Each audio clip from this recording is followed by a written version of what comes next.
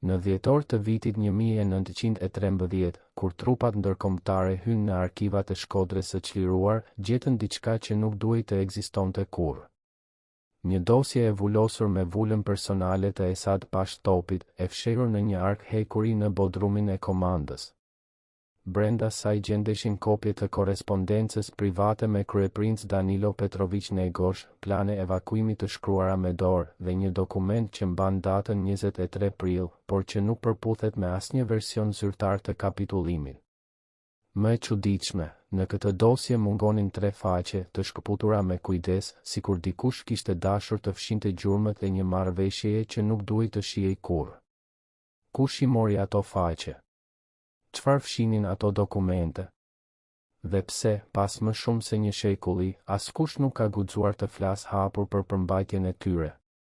Sonte, për herë të parë, ne do të zbulojmë çfarë nënshkroi me të vërtetë Esad Pasha me malin e zi në atë pranverë të vitit 1913. Shkodra e prillit të vitit 1913 ishte një qytet në agoni. Rrugët e ngushta të qendrës së vjetër mbusheshin me erën e bukës së djegur dhe tymit të barutit. Çdo mëngjes, banorët zgjoheshin me shpresën se sot do të vinte ndihma nga Stambolli, nga Tirana, nga kudo. Por çdo mbrëmje, kur topat malazez pushonin së qelluari, ata kuptuan se ishin vetëm. Në këtë ferë, një njeri mbante në duar fatin e gjithë qytetit, Esad Pash Toptani, komandanti I mbrojtjes që kishte marrë pushtetin vetëm 3 muaj më parë, në një mënyrë që shumë e quanin të dyshim. Ai nuk ishte zgjedhur nga populli. Ai nuk ishte emëruar nga sultani. Ai thjesht kishte marrë komandën, pas një nate kur paraardhësi I tij, Hasan Riza Pasha, u gjeti vdekur në shtëpinë e tij më 13 janar. Zyrtarisht, ishte vdekje natyrore. Por në rrugët e Shkodrës, njerëzit përshpëritnin një fjalë tjetër, vrasje. Esad Pasha nuk ishte njeri që humbiste kohë me shpjegime. Ai ishte ushtarak, strateg, dhe mbi të gjitha, ishte një njeri që kuptonte se pushteti nuk jepet, por merret. Kur hyri në zyrën e komandës, gjeti një situatë katastrofike. Magazinat e ushqimit ishin pothuajse bosh, municioni po mbaronte dhe morali I ushtarëve ishte në pikën më të ulët. Malazezët kishin rrethuar qytetin nga të gjitha anët dhe çdo ditë topat e tyre shkatëronin nga një copë të mureve të vjetra. Por Esad Pasha nuk dukej I shqetësuar. Ai ecte nëpër korridoret e komandës me një qetësi që I bënte njerëzit të dyshonin. A kishte ai një plan që askush tjetër nuk e dinte? A kishte ai një marrëveshje të fshehtë që do ta shpëtonte nga katastrofa? Apo thjesht po luante një lojë më të madhe, ku Shkodra ishte vetëm një pion që ai ishte gati ta sakrifikonte për të fituar mbretërinë? Në ato ditë, në qytet qarkullonin 2 lloje njerëzish, ata që besonin se Esad Pasha do t'i shpëtonte Shkodrës dhe ata që besonin se ai tashmë e kishte shitur atë. Të parët tregonin për guximin e tij në betejë, për mënyrën se si ai personalisht inspektonte muret çdo mëngjes, për fjalët e tij inkurajuese ndaj ushtarëve të lodhur. Të dytët tregonin për takimet e tij të fshehta natën, për mesazhet që vinin dhe shkonin nëpër linja të fshehta, për mënyrën se si ai kishte filluar të largonte nga qyteti familjet e pasura, sikur po përgatiste një evakuim selektiv. Cili grup kishte të drejtë? Kjo pyetje do të përcaktonte jo vetëm fatin e Shkodrës, por edhe vendin e Esad Pashës në historinë e Shqipërisë. A ishte ai hero apo tradhtar? A ishte ai viktime e rrethanave apo arkitekt I një plani të ftohtë politik? Dhe çfarë do të zgjidhnit ju, sikur të ishit në vendin e tij, të luftonit deri në fund dhe të shihni qytetin të shkatërohet plotësisht, apo të negocionit një dalje që do t'ju lejonte të ruanit ushtrinë për një betejë më të madhe? Për të kuptuar vendimin që Esad Pasha do të merrte në fund të prillit, duhet të kthehemi pak më prapa në kohë dhe të shohim se kush ishte me të vërtetë ky njeri. Familja Toptani ishte një nga më të fuqishmet në Shqipërinë qendrore, me rënje që shkonin shekuj prapa. Ata kishin qenë gjithmonë në anën e fituesit, kur perandoria osmane ishte e fortë, Toptanët ishin besnikët më të zellshëm të sultanit. Kur perandoria filloi të dobësohej, Toptanët filluan të luanin lojën e tyre. Esad Pasha kishte mësuar që në moshë të re se besnikëria është një mjet, jo një virty.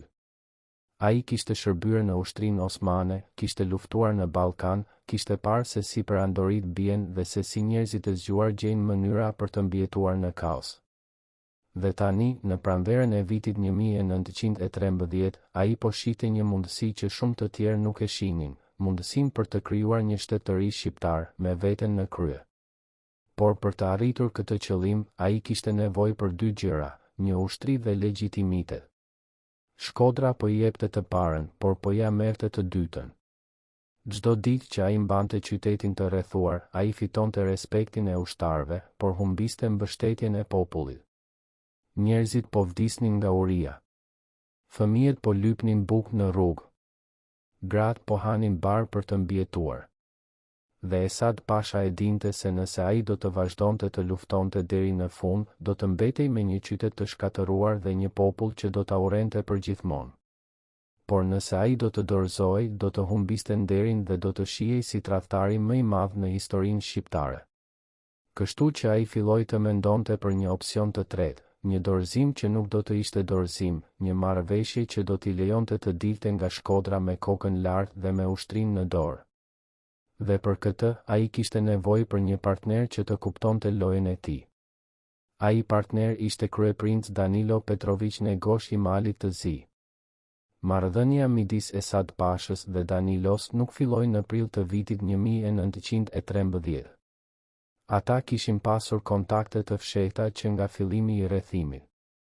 Mesazhe të koduar kalonin nëpër linja të fshehta, të sjella nga njerëz që luanin të dyja anët.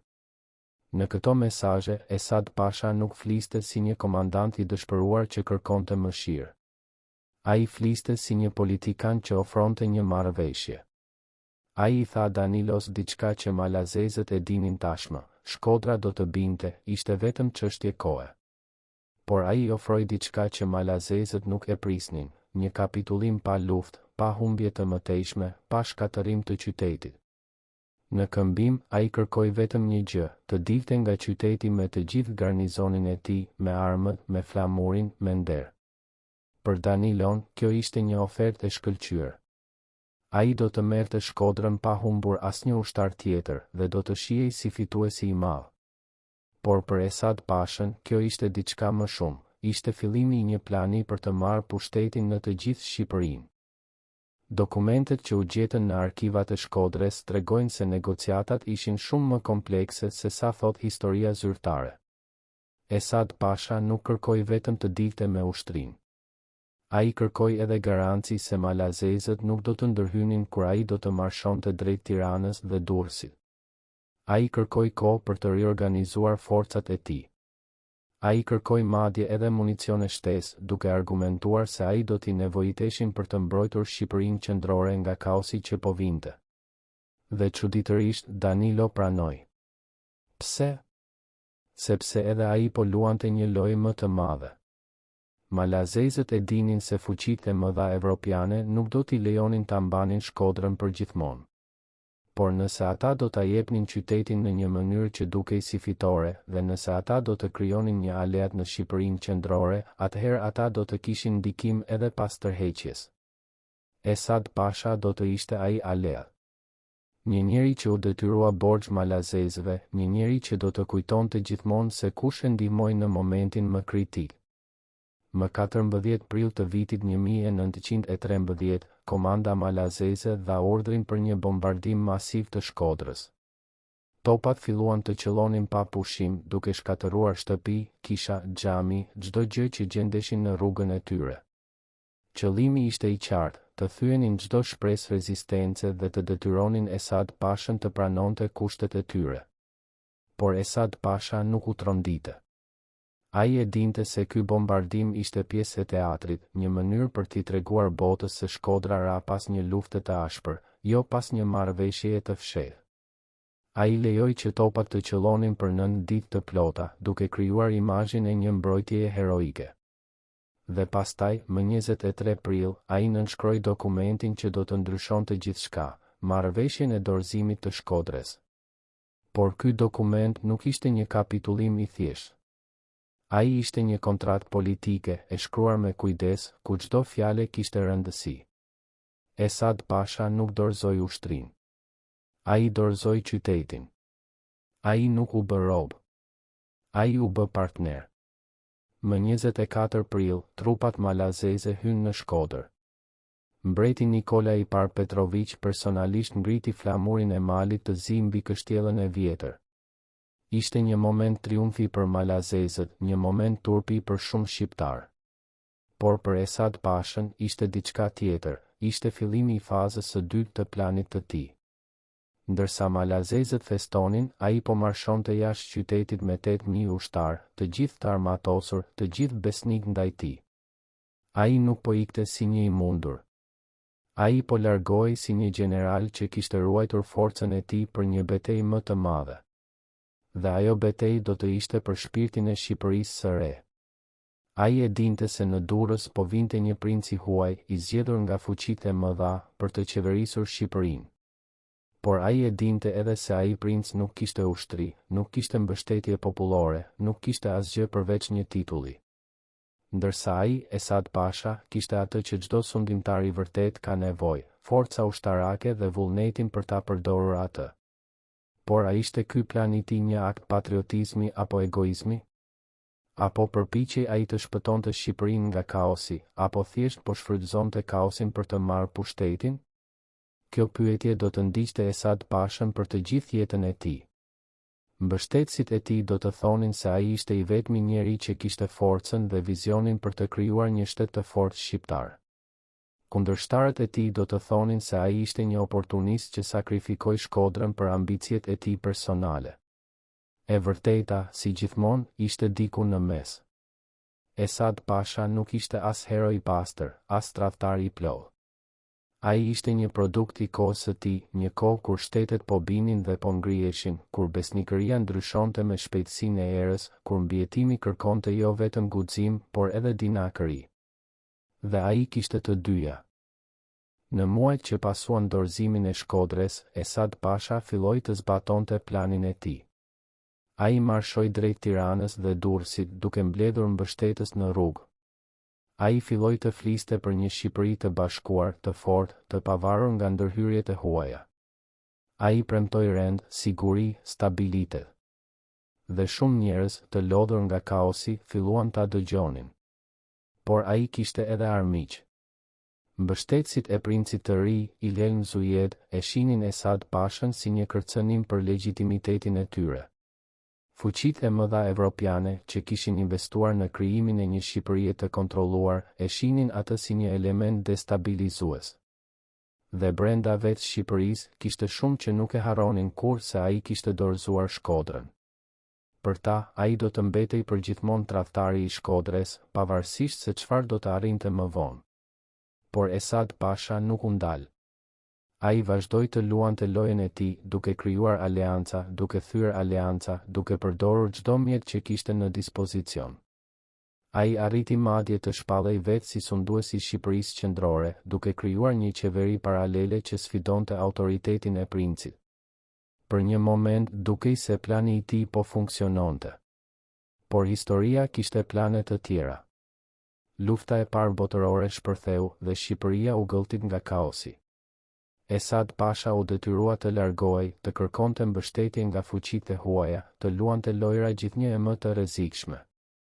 Dhe në fund, në vitin 1020, në një rrugë të Parisit, dikush vendosi ta përfundonte lojën e tij përgjithmonë. Një plumb, një vdekje e shpejtë, dhe Esad Pasha u bë histori. Por pyetja mbetet, çfarë nënshkroi me të vërtet Esad Pasha me malin e zi në atë prill të vitit 1913? A ishte një kapitullim I thjeshtë, apo një marrëveshje politike komplekse? A sakrifikoi ai Shkodrën për ambicjet e tij, apo përpiqej të shpëtonte atë që mund të shpëtohej? Dokumentet që u gjetën në arkivat e Shkodrës sugjerojnë se ai nënshkroi jo një akt dorëzimi, por një akt shkëmbimi politik. Ai dha muret për të ruajtur ushtarët. Ai dha qytetin për të fituar kohë dhe forcë për një betejë më të madhe. Në mendjen e tij, ky ishte I vetmi mënyrë për të shpëtuar Shqipërinë nga kaosi total, të merrte pushtetin me forcë dhe të krijonte një shtet të fortë, edhe nëse kjo do të thoshte të bënte kompromise të dhimbshme. Historia e ka gjykuar ashpër zgjedhjen e tij. por dokumentet provojnë se kjo ishte një llogari e ftohtë, jo një akt frikacaku. Për herë të parë në 35 vjet, një njeri që ishte përgjegjës për sigurinë personale të Esad Pashës pranon të flasë përpara kamerave. Ai është tani një plak 85 vjeç që jeton në një fshat të vogël pranë Tiranës dhe që ka mbajtur heshtjen për dekada të tëra. Por tani, duke ndjerë se koha po i mungon, ai vendosi të tregojë atë që pa me sytë e tij në ato ditë dramatike të prillit të vitit 1913. Ajo që ai na tregon për javët e fundit të rrethimit, për bisedimet private midis Esad Pashës dhe emisarëve malazez, për planet e dëshpëruara të evakuimit, për momentin kur komandanti kuptoi se gjithçka kishte mbaruar, do të rrëzoj gjithçka që mendoni se dini. Kjo është një dëshmi ekskluzive që do t'ju mbaj me frymën pezull, sepse ajo zbulon një të vërtetë që historia zyrtare ka përpiqur ta fshehë për më shumë se një shekull. Esad Pasha nuk ishte vetëm një komandant ushtarak, ai ishte një lojtar politik që po luante një lojë shumë më të madhe se sa mund të imagjinonin bashkëkohësit e tij. Ky plak, që e quajmë Ismail për të mbrojtur identitetin e tij të plot, ishte vetëm 20 vjeç kur u rekrutua në gardën personale të Esad Pashës. Ai erdhi nga një familje e varfër fshatare, por kishte një cilësi që Esad Pasha e vlerësonte mbi të gjitha: besnikëri absolute dhe gojë të mbyllur. Ismaili na tregon se ditët e para pas vdekjes së Hasan Riza Pashës më 13 janar ishin plot tension dhe frikë. Askush nuk e dinte saktësisht se çfarë kishte ndodhur atë natë, por të gjithë e dyshonin. Esad Pasha mori komandën pa asnjë kundërshtim, por jo sepse njerëzit e respektonin, por sepse kishin frikë. Ai kishte sjell me vete një grup ushtarësh besnik, njerëz që i bindeshin vetëm atij dhe që ishin të gatshëm të bënin gjithçka për të mbrojtur pushtetin e tij. Ismaili thotë se në ato ditë, çdo njeri që fliste kundër Esad Pashës zhdukte në heshtje. Jo me bujë, jo me gjyq, thjesht zhdukte. Dhe kjo krijoi një atmosferë frike që e bëri të pamundur çdo rezistencë të brendshme. Por Ismaili na tregon edhe diçka tjetër, diçka që nuk gjendet në asnjë libër historie. Esad Pasha kishte filluar të planifikonte dorëzimin e Shkodrës që nga fillimi i shkurtit, gati 2 muaj para se të ndodhte. Ai kishte dërguar emisar të fshehtë të malazezët, duke kërkuar të kuptonte kushtet e tyre. Ai kishte filluar të largonte nga qyteti familjet e pasura, duke u thënë se po i dërgonte në siguri, por në të vërtetë po krijonte një klasë njerëzish që do t'i detyroheshin borxh më vonë. Ai kishte filluar të grumbullonte arin dhe pasuritë e qytetit, duke thënë se po i mbante për të paguar ushtarët, por në të vërtetë po krijonte një thesar personal që do t'i nevojitej për fushatën e tij të ardhshme. Ismaili thotë se ai vetë pa Esad Pashën duke numëruar monedha ari në zyrën e tij, duke i vendosur në çanta të vogla lëkure dhe duke i fshehur në vende që vetëm ai dinte. Kur Ismaili e pyeti se çfarë po bënte, Esad Pasha ju përgjigj me një buzëqeshje të ftohtë: po përgatitem për ditën kur Shkodra nuk do të jetë më e imja, por Shqipëria do të jetë. Kjo fjali, sipas Ismailit, zbulonte gjithçka. Esad Pasha nuk po luftonte për Shkodrën. Ai po përdorte Shkodrën si një shkallë për të arritur diçka më të madhe. Ai e dinte se qyteti do të binte, ishte e pashmangshme. Por ai nuk donte të binte si një viktimë e pafuqishme. Ai donte të binte në kushtet e tij, në mënyrë që të mund të dilte me atë që kishte më shumë vlerë, ushtrinë e tij. Dhe për këtë, ai ishte i gatshëm të sakrifikonte gjithçka tjetër. Ismaili na tregon se në javët e fundit të rrethimit, kur uria kishte arritur në nivele katastrofike, Esad Pasha urdhëroi që racionet e ushqimit të ushtarëve të mos prekeshin, ndërsa civilët u lanë të vdisnin nga uria. Kjo ishte një vendim i ftohtë, brutal, por strategjik. Ai kishte nevojë për një ushtri të fortë, jo për një popull të lumtur. Dhe kjo zgjedhje e tij do të kushtonte jetën e qindra, ndoshta mijëra civilëve, por do t'i jepte atij atë që donte, një forcë ushtarake që do ta ndiqte kudo. Ismaili na tregon edhe për takimet e fshehta që Esad Pasha kishte me emisarët malazez. Këto takime ndodhnin natën në një shtëpi të vogël jashtë mureve të qytetit, ku Esad Pasha shkonte i veshur si një ushtar i thjeshtë për të mos u njohur. Ismaili ishte një nga të pakët që e shoqëronte dhe ai dëgjonte gjithçka. Ai thot se Esad Pasha nuk negocionte si një njeri i dëshpëruar. Ai negocionte si një tregtar që po shiste një mall të shtrenjtë. Ai u tha malazezëve se Shkodra do t'u kushtonte shumë gjak nëse do të përpiqeshin ta merrnin me forcë. Ai u tregoi planet e mbrojtjes, pikat e forta, vendet ku ishin vendosur topat. Ai u bëri të qartë se ai mund ta shkatëronte qytetin plotësisht para se ta dorëzonte, duke e bërë fitoren e tyre një gërmadha të padobishme.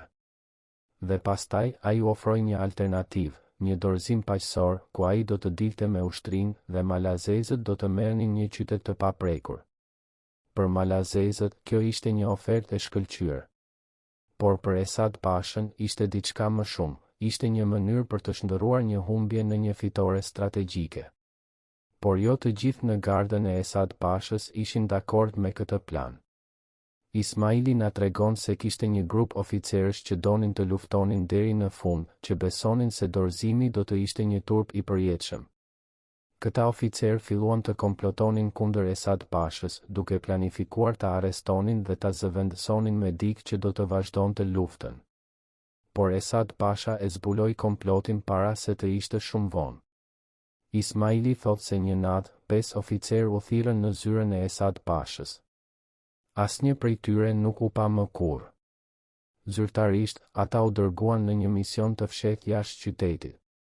Por Ismaili e di të vërtetën, ata u ekzekutuan në heshtje, trupi i tyre u hodhën në lumin buna, dhe askush nuk guxoi të pyeste më.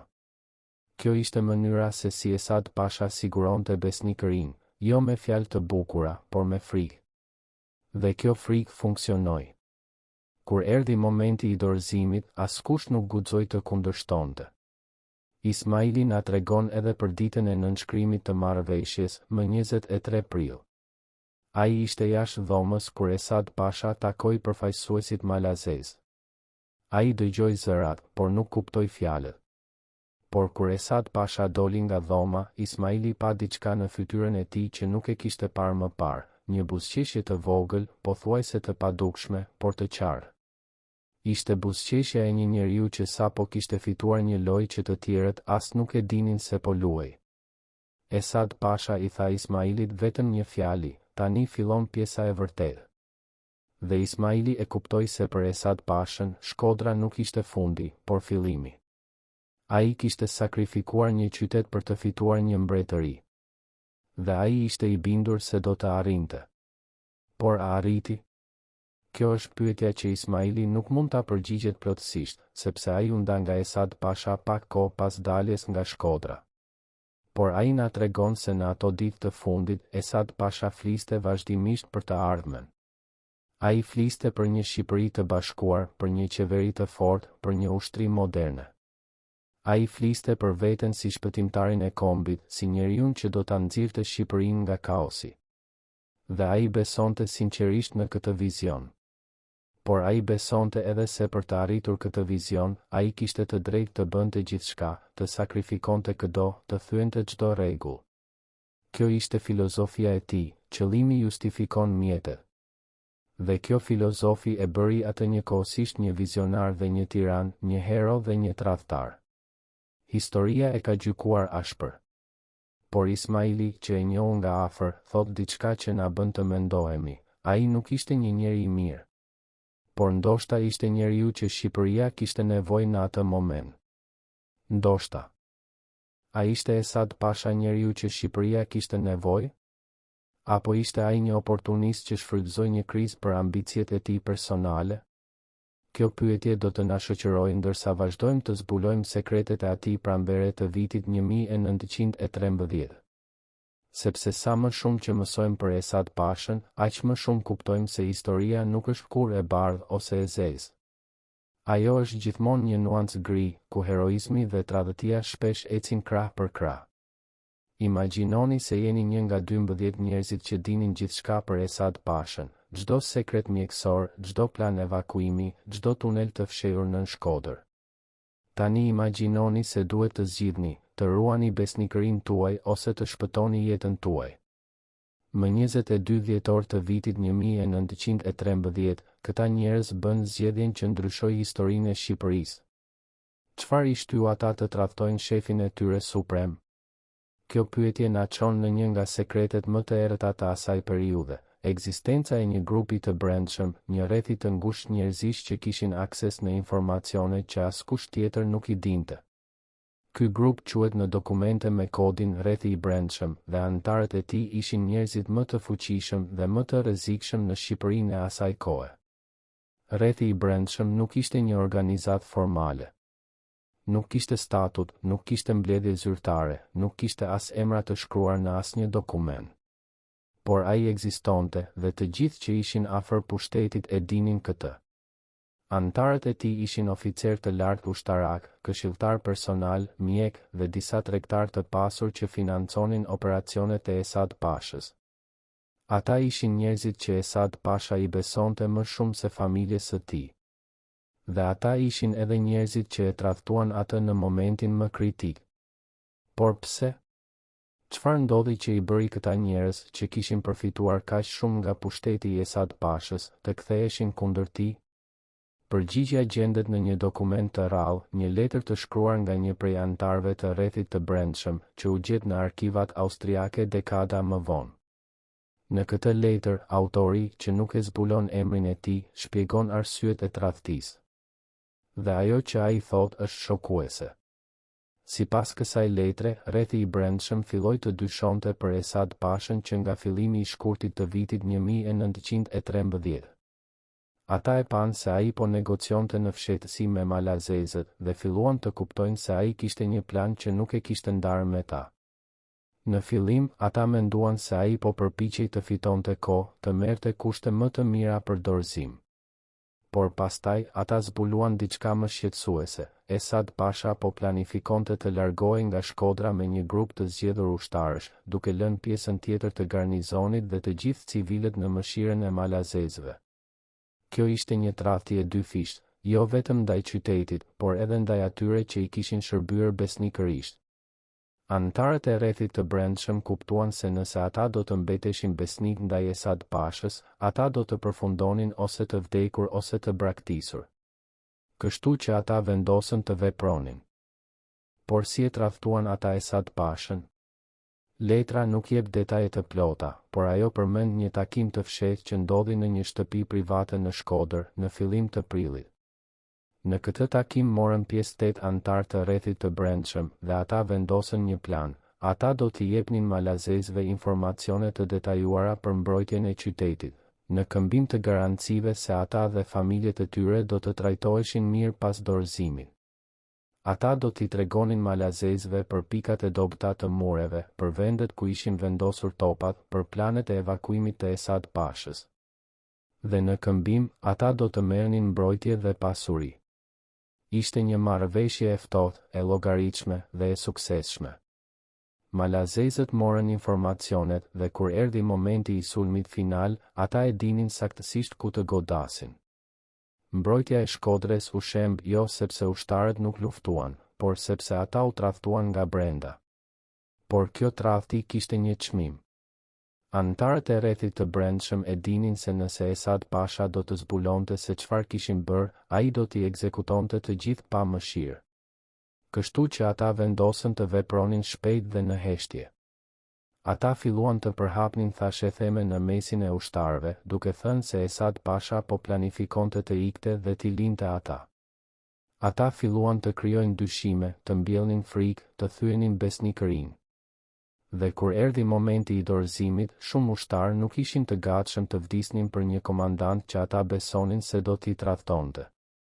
Kjo ishte arsyeja pse dorëzimi ndodhi kaq shpejt dhe pa shumë rezistencë. Jo sepse ushtarët ishin frikacak, por sepse ata ishin të deziluzionuar. Ata kishin humbur besimin te Esad Pasha, dhe kjo humbje besimi ishte më shkatëruese se çdo top malazez. Por kush ishin këta njerëz të rrethit të brendshëm? Letra nuk jep emra, por ajo jep indicie. Ajo përmend një mjek që e dinte gjithçka për shëndetin e komandantit, një oficer që kontrollonte komunikimin me botën e jashtme dhe një tregtar që financonte operacionet e fshehta. Këto përshkrime përputhen me disa figura të njohura nga ajo kohë, por pa prova konkrete, ne nuk mund të jemi të sigurt. Ajo që është e sigurt është se këta njerëz luajtën një rol vendimtar në rënien e Shkodrës, dhe se ata e bën këtë jo nga patriotizmi, por nga frika dhe interesi personal. Ata nuk ishin heronj. Ata ishin mbijetues. Dhe në një kohë kaosi, mbijetimi shpesh kërkon tradhti. Por historia e rrethit të brendshëm nuk përfundon me dorëzimin e Shkodrës. Shumë prej anëtarëve të tij vazhduan të luajnë role të rëndësishme në politikën shqiptare në vitet që pasuan. Disa prej tyre u bën këshilltar të princit të ri, Ilhelm Zujed. Të tjerë u bën pjesë e qeverisë së re. Dhe disa thjesht zhdukën duke marrë me vete sekretet e tyre. Por të gjithë ata kishin një gjë të përbashkët, ata nuk folën kurrë publikisht për atë që kishin bërë. Ata e mbajtën heshtjen duke e ditur se nëse e vërteta do të dilte në shesh, ata do të gjykoheshin si tradhtar. Dhe në një vend ku tradhtia është mëkati më i madh, kjo do të ishte një dënim i përjetshëm. Por a ishin ata me të vërtet tradhtar? Apo ishin ata thjesht njerëz që bën zgjedhjen e vetme racionale në një situatë të pamundur? Kjo është një pyetje që nuk ka një përgjigje të thjeshtë. Nga njëra anë, ata tradhtuan një njeri që u kishte besuar, që u kishte dhënë pushtet dhe pasuri. Nga ana tjetër, ata e bën këtë për të shpëtuar veten dhe familjet e tyre nga një fat i sigurt. A mund t'i fajsojmë ata për këtë? A do të vepronit ndryshe ju, sikur të ishit në vendin e tyre? Këto janë pyetje që secili prej nesh duhet t'i përgjigjet vetë. Por ajo që është e qartë është se tradhtia e rrethit të brendshëm ndryshoi kursin e historisë shqiptare. Pa atë tradhti, Shkodra mund të kishte rezistuar më gjallë. Esad Pasha mund të kishte pasur më shumë kohë për të realizuar planet e tij. Dhe historia e Shqipërisë mund të kishte qenë shumë ndryshe. Por ka edhe një dimension tjetër të kësaj historie, një dimension që shpesh injorohet, roli i fuqive të huaja. Letra e anëtarit të rrethit të brendshëm përmend se ata nuk vepruan vetëm. Ata kishin mbështetjen e miqve të huaj që u premtuan mbrojtje dhe kompensim. Kush ishin këta miq të huaj? Letra nuk e thot qartë, por ajo lë të kuptohet se ata ishin përfaqësues të fuqive të mëdha evropiane që kishin interesat e tyre në rajon. Këto fuqi nuk donin një Shqipëri të fortë, të pavarur, të kontrolluar nga një njeri si Esad Pasha. Ata donin një Shqipëri të dobët, të ndarë, të lehtë për t'u manipuluar. Dhe ata ishin të gatshëm të përdornin çdo mjet për të arritur këtë qëllim, duke përfshirë edhe korruptimin e rrethit të brendshëm. Kjo na çon në një pyetje më të madhe: a ishte rënia e Shkodrës një tragjedi e brendshme, apo një komplot ndërkombëtar? A ishte Esad Pasha një viktimë e tradhtisë së atyre që i besonte, apo një pion në një lojë më të madhe që ai nuk e kuptonte plotësisht?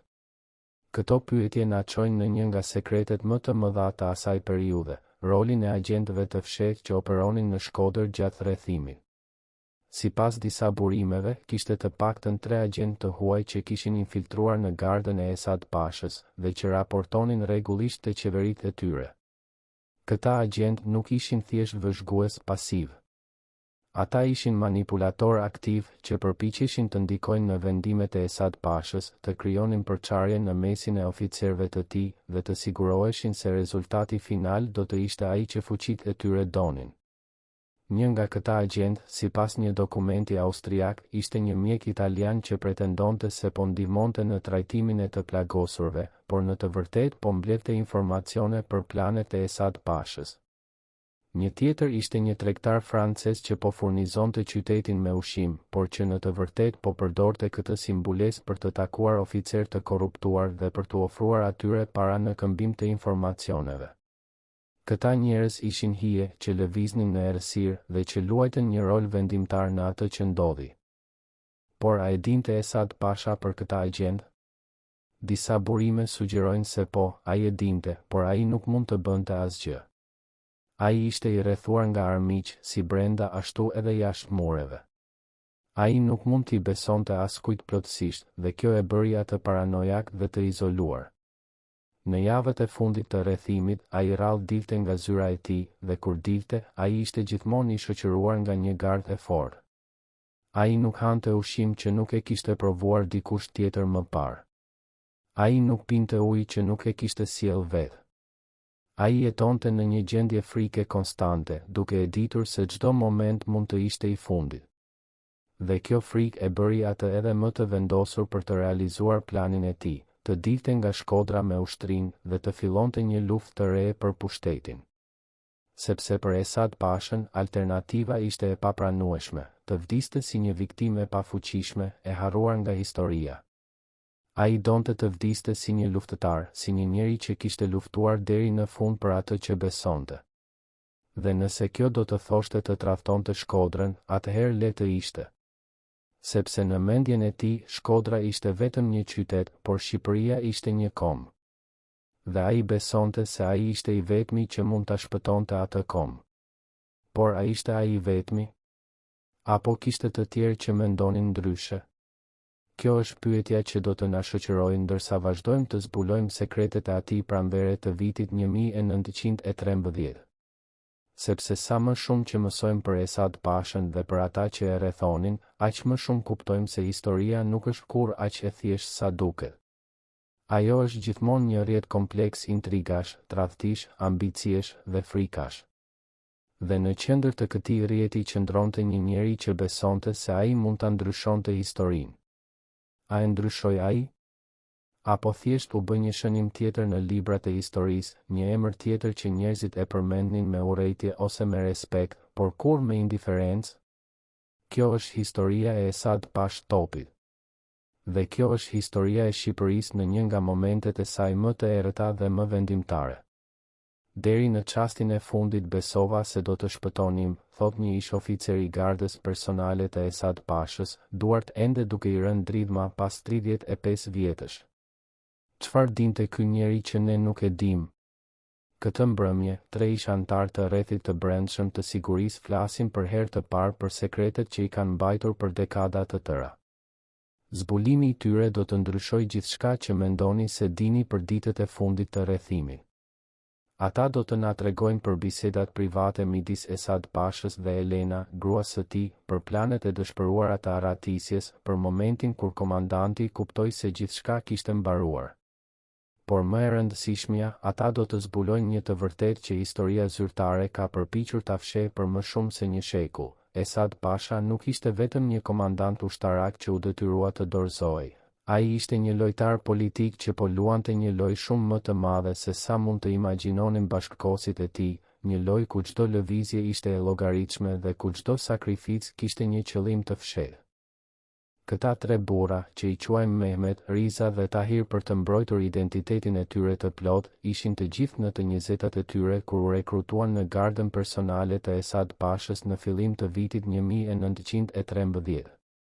Ata erdhen nga familje të ndryshme, por kishin një gjë të përbashkët, ishin të gjithë të rinj ambicios që shihnin në Esad Pashën një mundësi për të ngjitur në shkallët e pushtetit. Mehmeti ishte biri një tregtari të vogël nga Tirana, Riza ishte biri një oficeri të vjetër që kishte shërbyer në ushtrinë osmane, dhe Tahiri ishte biri një imami që kishte lidhje të forta me familjet e pasura të Shkodrës. Të 3 kishin arsye të ndryshme për t'u bashkuar gardës së Esad Pashës, por të gjithë kishin të njëjtën shpresë, se ky njeri do t'i çonte drejt një të ardhmeje më të mirë. Por ajo që ata panë në ato muaj të fundit të rrethimit i bëri të dyshonin për gjithçka që kishin besuar. Mehmeti na tregon se ditët e para pas vdekjes së Hasan Riza Pashës më 13 janar ishin plot me një atmosferë të çuditshme, një përzierje frike dhe pritjeje. Askush nuk fliste hapur për atë që kishte ndodhur atë natë, por të gjithë e dinin se diçka e tmerrshme kishte ndodhur. Esad Pasha mori komandën pa asnjë kundërshtim, por jo sepse njerëzit e respektonin, por sepse kishin frikë. Ai kishte sjellë me vete një grup ushtarësh besnik, njerëz që i bindeshin vetëm atij dhe që ishin të gatshëm të bënin gjithçka për të mbrojtur pushtetin e tij. Mehmeti thotë se në ato ditë, çdo njeri që fliste kundër Esad Pashës zhdukte në heshtje, jo me bujë, jo me gjyq, thjesht zhdukte, dhe kjo krijoi një atmosferë frike që e bëri të pamundur çdo rezistencë të brendshme. Por Mehmeti na tregon edhe diçka tjetër, diçka që nuk gjendet në asnjë libër historie. Esad Pasha kishte filluar të planifikonte dorëzimin e Shkodrës që nga fillimi i shkurtit, gati 2 muaj para se të ndodhte, Dhe ai kishte dërguar emisar të fshehtë të malazezët, duke kërkuar të kuptonte kushtet e tyre, duke krijuar një rrjet kompleks marrëveshjesh që askush tjetër nuk i dinte. Riza, nga ana tjetër, na tregon për anën më personale të Esad Pashës, për njeriun që fshihej pas maskës së komandantit të ftohtë. Ai thot se Esad Pasha kishte një marrëdhënie të komplikuar me gruan e tij, Elena, një grua e fortë dhe ambicioze që kishte ndikimin e saj në vendimet e tij. Riza ishte shpesh jashtë dhomës së tyre private, duke ruajtur derën, dhe ai dëgjonte bisedat e tyre të zjarrta. Elena nuk ishte një grua që pranonte heshtjen. Ajo kërkonte përgjigje, ajo kërkonte siguri, ajo kërkonte të dinte se çfarë po planifikonte burri i saj.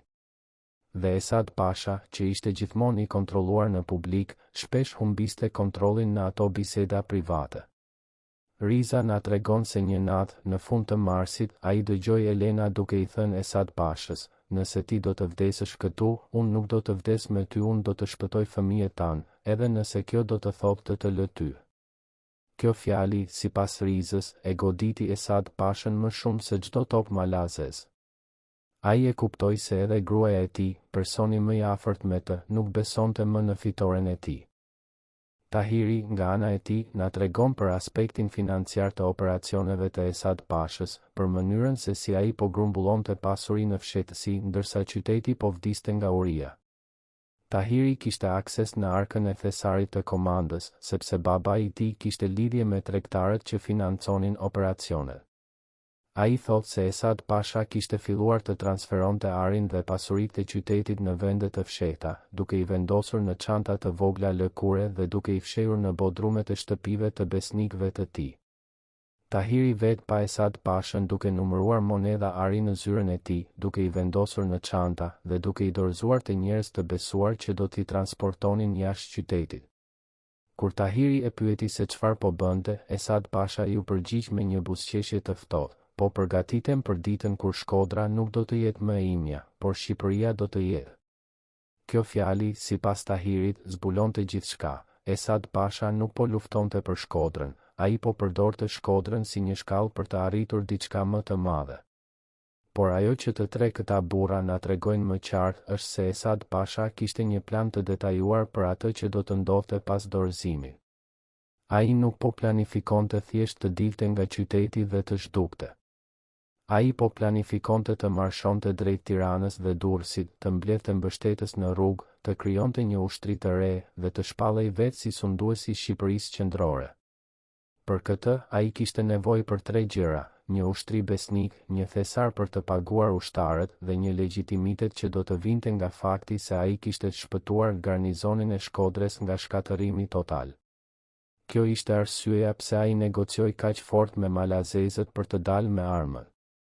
Ai nuk donte thjesht të shpëtonte jetën e tij, ai donte të shpëtonte forcën e tij ushtarake, sepse pa atë forcë, ai nuk kishte asgjë.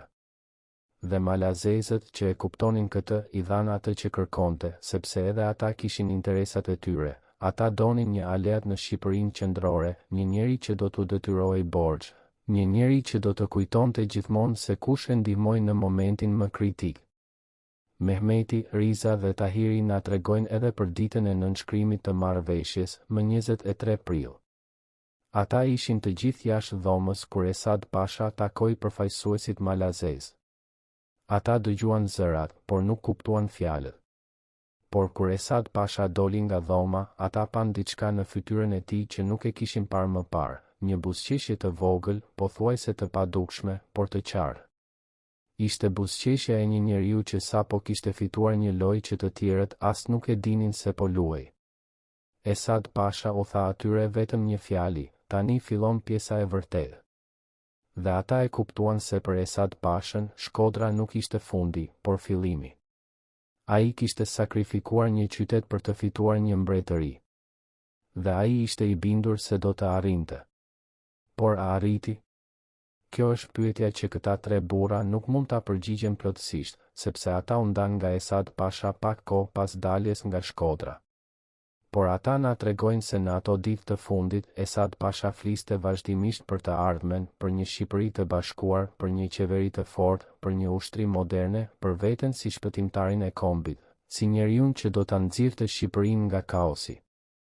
Por jo të gjithë në gardën e Esad Pashës ishin dakord me këtë plan.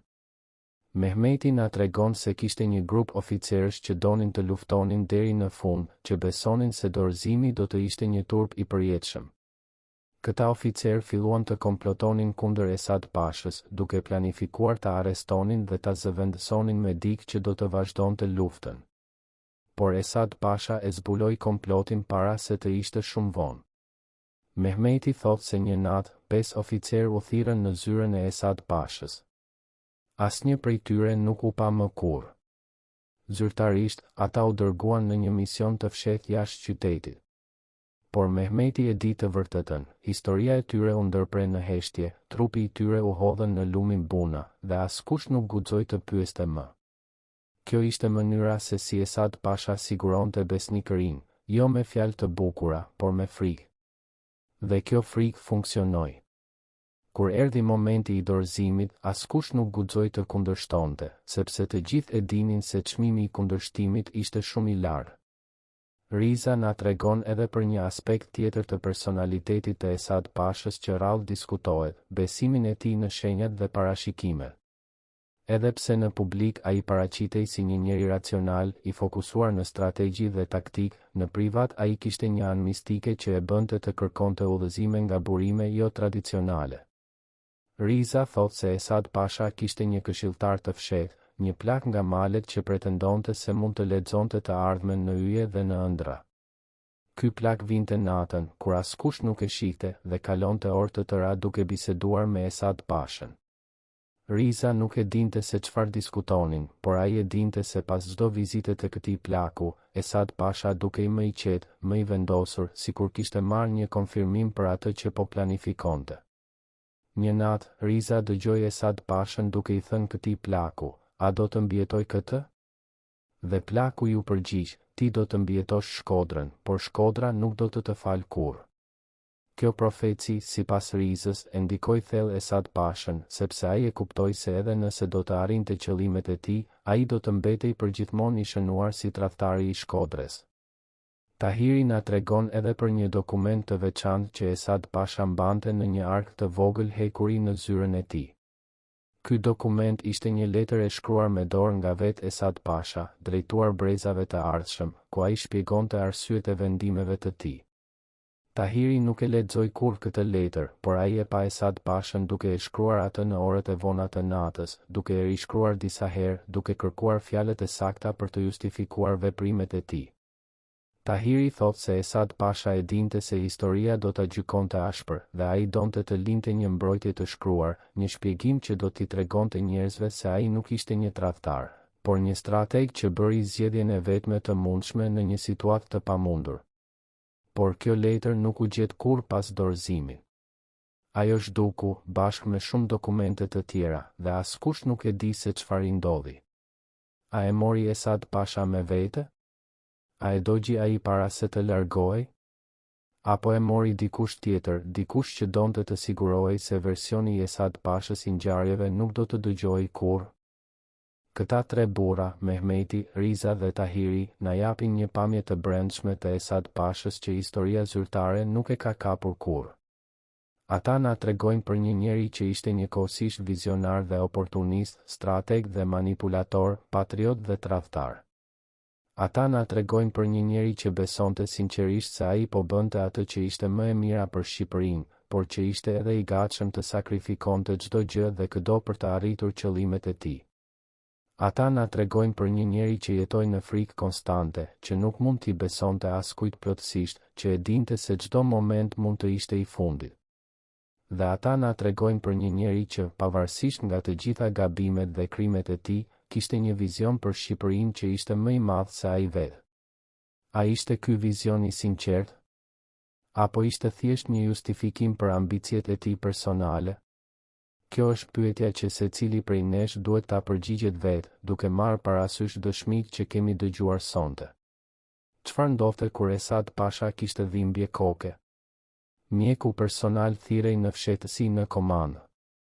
Asnjë diagnozë nuk arrinte në dokumentet zyrtare. por arkivat e sigurisë ruajnë një listë me medikamentet e porositura për komandantin. Kjo listë zbulon një sëmundje që Esad Pasha e fsheu nga populli shqiptar për 10 vjet. Në këtë dokumentar, ju do të shihni provat mjekësore që ndryshojnë gjithçka që dinit për vitet e fundit të komandantit. Sepse ajo që ne kemi zbuluar në arkivat mjekësore të asaj periudhe nuk është thjesht një histori për një njeri të sëmur, por një histori për mënyrën se si sëmundja e tij ndikoi në vendimet që ai mori, në mënyrën se si ai negocioi me malazezët, dhe në mënyrën se si ai planifikoi të ardhmen e tij politike. Kjo është një histori që nuk është treguar kurrë më parë, sepse dokumentet mjekësore janë mbajtur të fshehta për më shumë se një shekull, dhe vetëm tani, fal hapjes së disa arkivave, ne mund të zbulojmë të vërtetën. Mjeku personal i Esad Pashës ishte një italian me emrin Dr. Giuseppe Marini, një njeri që kishte studiuar në Rom dhe që kishte ardhur në Shqipëri në fillim të shekullit të 20 për të punuar si mjek ushtarak. Ai u bë mjeku personal i Esad Pashës në fund të vitit 1912 dhe ai e mbajti këtë pozicion deri në dorëzimin e Shkodrës. Dr. Marini mbante një ditar mjekësor të detajuar, ku ai shënonte çdo vizitë, çdo simptom, çdo trajtim që i jepte Esad Pashës.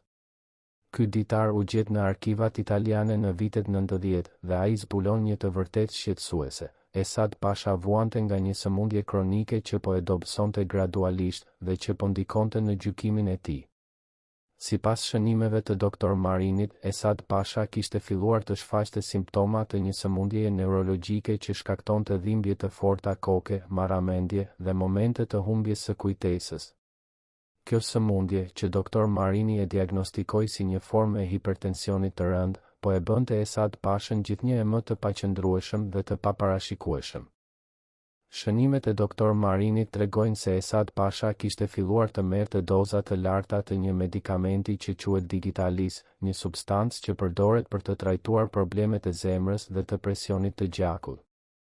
Por Digitalis është një ilaç i rrezikshëm, sepse nëse merret në doza të larta, mund të shkaktojë halucinacione, paranoja dhe madje edhe vdekje. Dr. Marini shënon se ai kishte paralajmëruar Esad Pashën për rreziqet e këtij medikamenti, por Esad Pasha insistoi të vazhdonte ta merrte, sepse ai thoshte se patë dhimbjet e kokës ishin të padurueshme. Kjo varësi nga Digitalis, sipas Dr. Marinit, filloi të ndikonte në gjykimin e Esad Pashës, duke e bërë atë më impulsiv, më të dyshimt dhe më të prirur për të marrë vendime të nxituara. Dr. Marini shkruan në ditarin e tij: komandanti po bëhet gjithnjë e më i vështirë për t'u trajtuar. Ai nuk dëgjon këshillat e mia mjekësore. Ai beson se ai e di më mirë se unë se çfarë i nevojitet trupit të tij. Por unë shoh se ai po shkatërohet nga brenda dhe nuk ka asgjë që unë mund të bëj për ta ndaluar këtë. Por sëmundja e Esad Pashës nuk ishte vetëm fizike. Dr. Marini shënon edhe simptoma psikologjike që po shfaqeshin gjithnjë e më shpesh. Esad Pasha kishte filluar të shfaqte shenja të paranojës së rëndë, duke besuar se të gjithë rreth tij po komplotonin kundër tij. Ai kishte filluar të shihte armiq kudo, edhe në mesin e njerëzve më besnik. Ai kishte filluar të dëgjonte zëra që askush tjetër nuk i dëgjonte, dhe të shihte hije që askush tjetër nuk i shihte. Dr. Marini shkruan: sonte, komandanti më thiri në orën e 3 të mëngjesit. Ai ishte i tërbuar, duke thënë se kishte dëgjuar dig duke ecur jashtë dhomës së tij. Unë kontrollova, por nuk kishte askën. Unë i thash se ishte vetëm imagjinata e tij, por ai nuk më besoi. Ai më akuzoi se isha pjesë e komplotit. Unë u detyrova të largohem, duke e lënë atë në gjendje të tmerrshme. Kjo paranojë, sipas Dr. Marinit, arriti kulmin në javët e fundit të rrethimit, kur Esad Pasha filloi të besonte se edhe gruaja e tij, Elena, po komplotonte kundër tij. Dr. Marini shkruan edhe për një incident të veçantë që ndodhi në fillim të prillit, pak para se të nënshkruhej marrëveshja e dorëzimit. Esad Pasha kishte pasur një krizë të rëndë shëndetësore, një sulm që Dr. Marini e përshkruan si një episod akut hipertensiv që pothuajse e vrau. Esad Pasha ra në tokë, duke humbur ndërgjegjen, dhe Dr. Marini mendoi se ai kishte vdekur. Por pas disa minutash, Esad Pasha u zgjua, dhe gjëja e parë që ai tha ishte: unë nuk mund të vdes këtu. Unë kam një mision për të përfunduar. Doktor Marini shkruan se ky incident e tronditi thellë Esad Pashën, sepse ai e kuptoi se koha e tij po mbaronte dhe se ai duhej të vepronte shpejt nëse donte të realizonte planet e tij. Kjo, sipas doktor Marinit, ishte arsyeja pse Esad Pasha nxitoi negociatat me malazezët dhe pse ai pranoi kushte që në rrethana normale nuk do t'i kishte pranuar kurrë. Ai e dinte se nëse do të priste më gjatë, ai mund të vdiste para se të arrinte të dilte nga Shkodra, dhe kjo do të ishte fundi i të gjitha ëndrave të tij. Por doktor Marini shkruan edhe për diçka tjetër, diçka që është edhe më shqetësuese. Ai dyshon se Esad Pasha po helmohej ngadalë nga dikush në rreth të tij. Doktor Marini shkruan, simptomat që komandanti po shfaq nuk janë vetëm nga sëmundja e tij kronike. Ka diçka tjetër, diçka që nuk mund ta shpjegoj.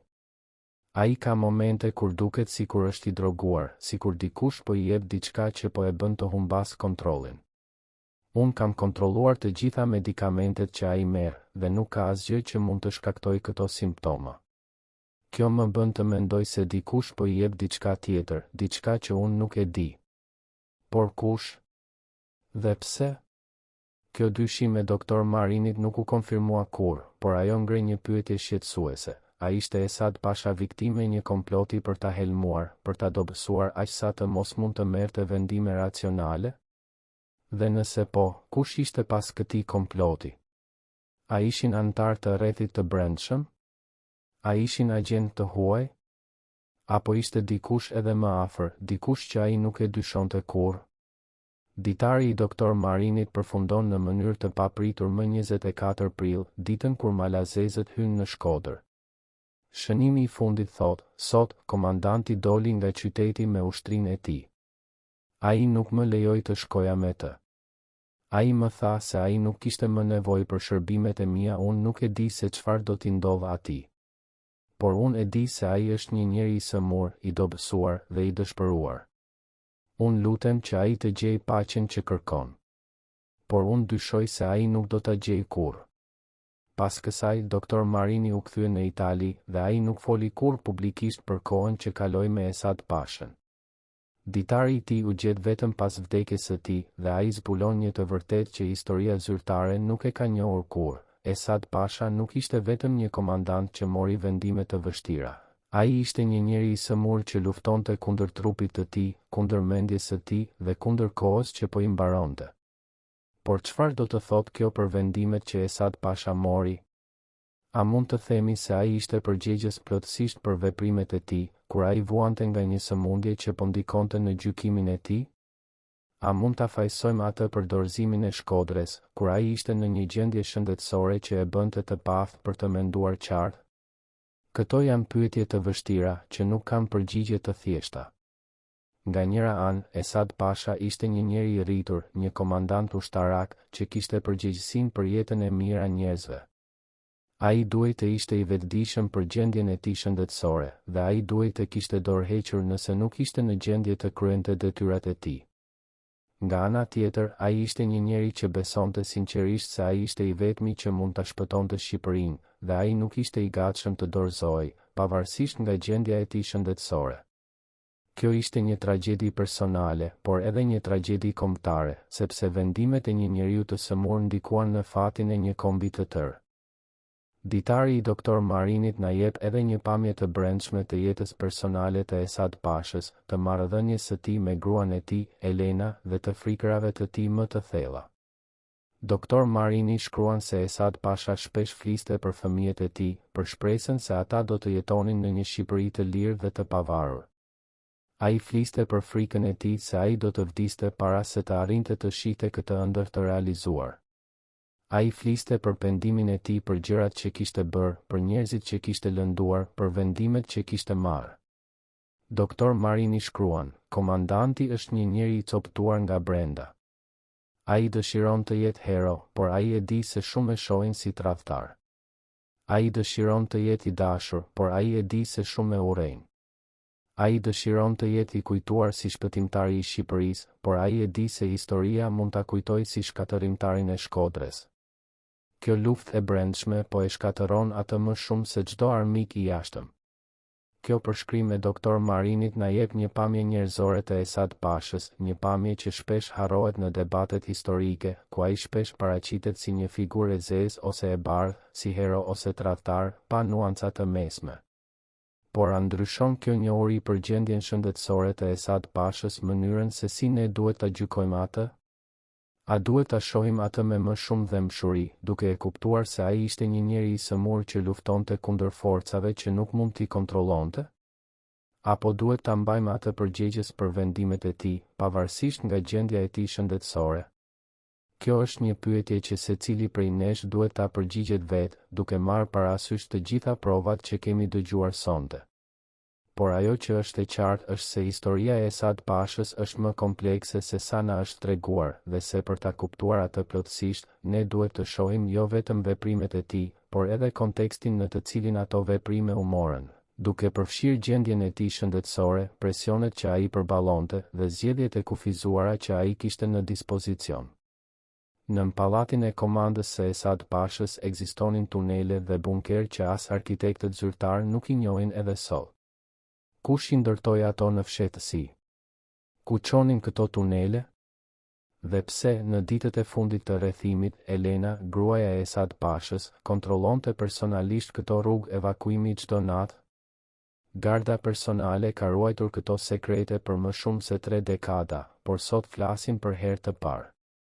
Sepse ajo që ata zbulojnë nuk është thjesht një histori për tunele të fshehta, por një histori për një rrjet kompleks nëntoksor që lidhte komandën me pika strategjike jashtë mureve të qytetit, një rrjet që ishte ndërtuar me vite para rrethimit, dhe që tregon se Esad Pasha kishte planifikuar për këtë moment shumë më herët se sa dikush mund të imagjinonte.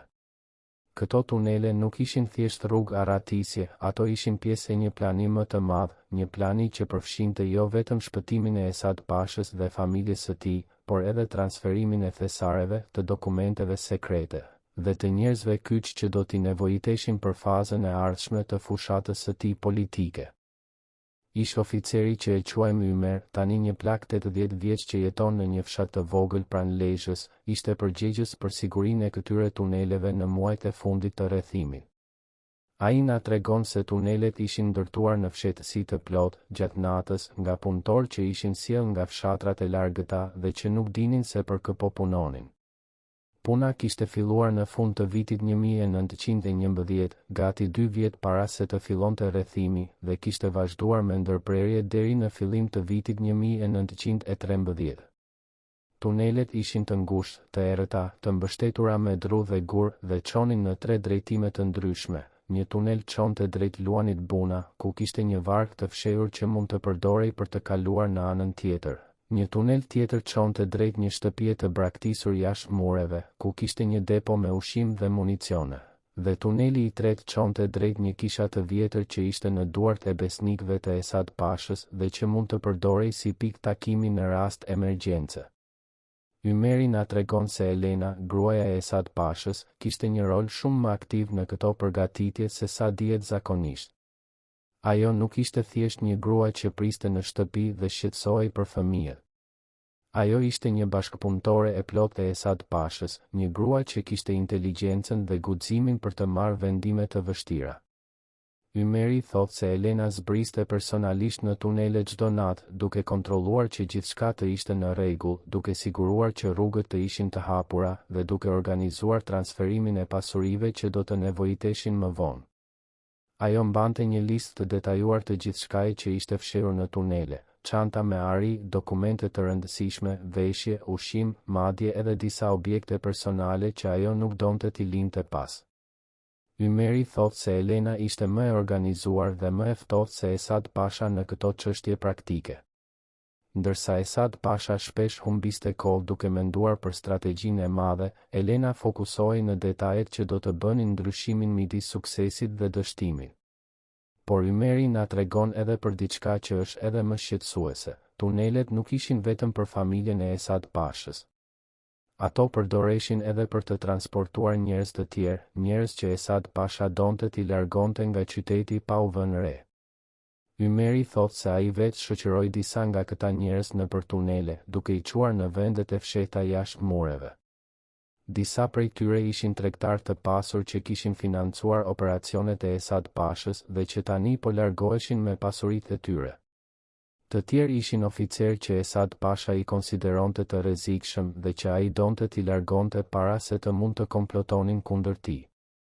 Dhe disa ishin thjesht njerëz që Esad Pasha i detyrohej borxh dhe që ai donte t'i shpëtonte nga fati që po i priste qytetin. Ymeri thotë se ai nuk pyeste kurrë se kush ishin këta njerëz ose pse po largoheshin. Ai thjesht i shoqëronte nëpër tunele, i siguronte që të arrinin në destinacionin e tyre dhe pastaj kthehej në komand pa thënë asnjë fjalë. Ymeri na tregon edhe për një incident të veçantë që ndodhi në mes të prillit, pak ditë para se të nënshkruhej marrëveshja e dorëzimit. Një natë, ai u thirr në zyrën e Esad Pashës dhe u urdhërua të shoqëronte një grua të mbuluar me një shami të zezë nëpër tunele. Kjo grua nuk foli asnjë fjalë gjatë gjithë rrugës dhe Ymeri nuk e pa kurrë fytyrën e saj. Por ai dëgjoi zërin e saj kur ajo po fliste me dikë në anën tjetër të tunelit dhe ai është i sigurt se ajo ishte Elena. Ymeri thotë se kjo grua mbante një çantë të rëndë dhe kur ajo arriti në destinacion, ajo e dorëzoi çantën te një burr që po priste atje. Ymeri nuk e di se çfarë kishte në atë çantë, por ai dyshon se ajo ishte plot me ari ose me dokumente të rëndësishme. Kjo ngjarje e bën Ymerin të besojë se Elena po transferonte pasuritë e familjes në vende të sigurta, duke u përgatitur për ditën kur ata do të largoheshin nga Shkodra përgjithmonë. Por tunelet kishin edhe një funksion tjetër, një funksion që Ymeri e zbuloi vetëm më vonë. Ato përdoreshin edhe për të takuar emisar të fshehtë që vinin nga jashtë qytetit. Ymeri thotë se disa herë ai pa njerëz të panjohur duke dalë nga tunelet, njerëz që nuk ishin nga Shkodra, që flisnin gjuhë të huaja dhe që takoheshin me Esad Pashën në orët e vona të natës. Këta njerëz vinin dhe shkonin pa u vënë re nga askush, dhe Ymeri dyshon se ata ishin agent të fuqive të huaja që po negocionte me Esad Pashën për të ardhmen e Shqipërisë. Ymeri thotë se një herë ai dëgjoi një nga këta njerëz duke folur italisht me Esad Pashën, dhe ai kuptoi se ata po diskutonin për mbështetjen që Italia mund t'i jepte Esad Pashës pas dorëzimit të Shkodrës. Kjo e bën Ymerin të besojë se Esad Pasha kishte lidhje shumë më të thella me fuqitë e huaja se sa dihet zakonisht, dhe se ai po luante një lojë shumë më komplekse se sa mund të imagjinonin bashkëkohësit e tij. Ymeri na tregon edhe për ditën kur tunelet u mbyllën përgjithmonë. Ishte më 23 prill, dita kur u nënshkrua marrëveshja e dorëzimit. Esad Pasha urdhëroi që të gjitha hyrjet e tuneleve të mbylleshin me gur dhe dër, dhe që të gjitha gjurmët e tyre të fshiheshin. Ymeri thotë se ai vetë mori pjesë në këtë operacion, duke punuar gjithë natën për të siguruar që askush nuk do të zbulonte kurrë ekzistencën e këtyre tuneleve. Esad Pasha i tha Ymerit se kjo ishte e nevojshme për të mbrojtur sekretet e tij, për të siguruar që malazezët nuk do të gjenin asgjë që mund t'i komprometonte atë. Por Ymeri dyshon se kishte një arsye tjetër. Esad Pasha nuk donte që askush të zbulonte se sa shumë pasuri ai kishte transferuar jashtë qytetit, dhe se sa shumë njerëz ai kishte ndihmuar të largoheshin në fshehtësi. Nëse kjo do të zbulohej, ai do të akuzohej jo vetëm për dorëzimin e qytetit, por edhe për vjedhjen e thesareve të tij. Por a ishin këto tunele vërtet të fshehta? Ymeri thotë se jo të gjithë në gardën e Esad Pashës i dinin për to, por disa njerëz patjetër që i dinin. Dhe disa nga këta njerëz mund të kenë folur me malazezët, mund t'u kenë treguar atyre për tunele, mund t'u kenë dhënë harta që tregonin ku ishin hyrjet. Ymeri thotë se ai dyshon se kjo ishte një nga arsyet pse malazezët pranuan kushtet e Esad Pashës kaq lehtë. Ata e dinin se Esad Pasha kishte një rrugë arratisje dhe ata e dinin se ai kishte transferuar pasuritë e tij jashtë qytetit. Kështu që ata nuk kishin arsye për ta ndaluar atë nga largimi, sepse ata e dinin se ai nuk do të ishte më një kërcënim për ta. Ai do të ishte thjesht një refugjat, një njeri që kishte humbur gjithçka dhe që do të ishte i varur nga mëshira e të tjerëve. Por Ymeri na tregon edhe për një sekret të fundit, një sekret që ai ka mbajtur për më shumë se 3 dekada dhe që ai tani vendosi ta zbulojë. Ai beson se jo të gjitha tunelet u mbyllën. Ai beson se Esad Pasha la të paktën një tunel të hapur, një rrugë të fshehtë që ai mund ta përdorte nëse do të kthehej ndonjëherë në Shkodër. Ymeri thot se ai vetë pa Esad Pashën duke shënuar diçka në një hartë para se të largohej, dhe ai dyshon se ajo hartë tregonte vendodhjen e tunelit të fundit. Por kjo hartë zhduku bashkë me Esad Pashën, dhe askush nuk e di se ku është sot. Ymeri thot se ai ka kërkuar për këtë tunel për vite të tëra, por nuk e ka gjetur kurrë. Por ai beson se ai ekziston ende diku nën rënojat e vjetra të komandës, duke pritur të zbulohet nga dikush që ka guximin dhe durimin për ta kërkuar. A ekziston vërtet ky tunel i fundit? Apo është thjesht një legjendë, një histori që Ymeri ka krijuar për t'i dhënë kuptim viteve që ai kaloi në shërbim të Esad Pashës? Kjo është një pyetje që ne nuk mund ta përgjigjemi sot. Por ajo që është e qartë është se tunelet e Esad Pashës ishin më shumë se thjesht rrugë arratisje.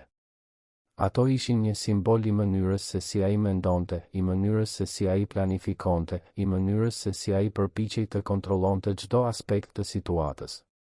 Ai nuk linte asgjë rastësisë. Ai kishte gjithmonë një plan rezervë, një rrugë alternative, një mënyrë për të shpëtuar edhe nga situatat më të dëshpëruara. Dhe kjo ishte njëkohësisht forca dhe dobësia e tij, forca sepse ai ishte gjithmonë i përgatitur, dobësia sepse ai nuk mund t'i besonte kurrë plotësisht askujt, as vetes së tij.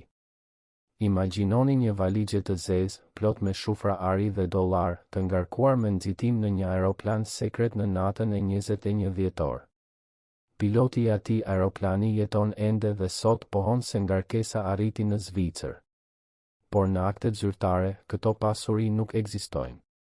Sa ton ari zhdukën nga rezervat e vendit në atë natë? Dhe kush mban sot kodet e llogarive sekrete të komandantit? Kjo pyetje na çon në një nga misteret më të mëdha të asaj periudhe. Çfarë ndodhi me pasuritë e Esad Pashës pas dorëzimit të Shkodrës? Ku shkuan ato?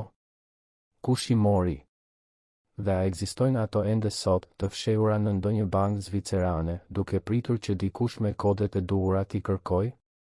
Kjo nuk është thjesht një histori për arin e humbur, kjo është një histori për mënyrën se si pasuria u përdor si një mjet pushteti, si një mënyrë për të blerë besnikëri, për të korruptuar armiq, dhe për të siguruar një të ardhme kur e tashmja dukej e humbur. Ish oficeri që e quajmë Shaban, tani një plak 75 vjeç që jeton në Tiranë, ishte përgjegjës për transportimin e thesareve të Esad Pashës në javët e fundit të rrethimit. Ai na tregon se procesi filloi në fillim të marsit, kur Esad Pasha urdhëroi që të gjitha pasuritë e komandës të inventarizoheshin dhe të përgatiteshin për transport. Shabani thot se ai vetë numëroi shufrat e arit që ishin në arkën e thesarit. Kishte 120 shufra, secila me peshë rreth 1 kilogram. Përveç arit, kishte edhe një sasi të madhe monedash argjendi, dollar amerikan, franga francez dhe sterlina britanike. Vlera totale e këtyre pasurive, sipas llogaritjeve të Shabanit, ishte e barabartë me buxhetin vjetor të një qyteti të vogël. Ishte një pasuri e jashtëzakonshme, dhe pyetja ishte, nga kishte ardhur kjo pasuri? A ishte ajo pronë e shtetit, apo pronë personale e Esad Pashës?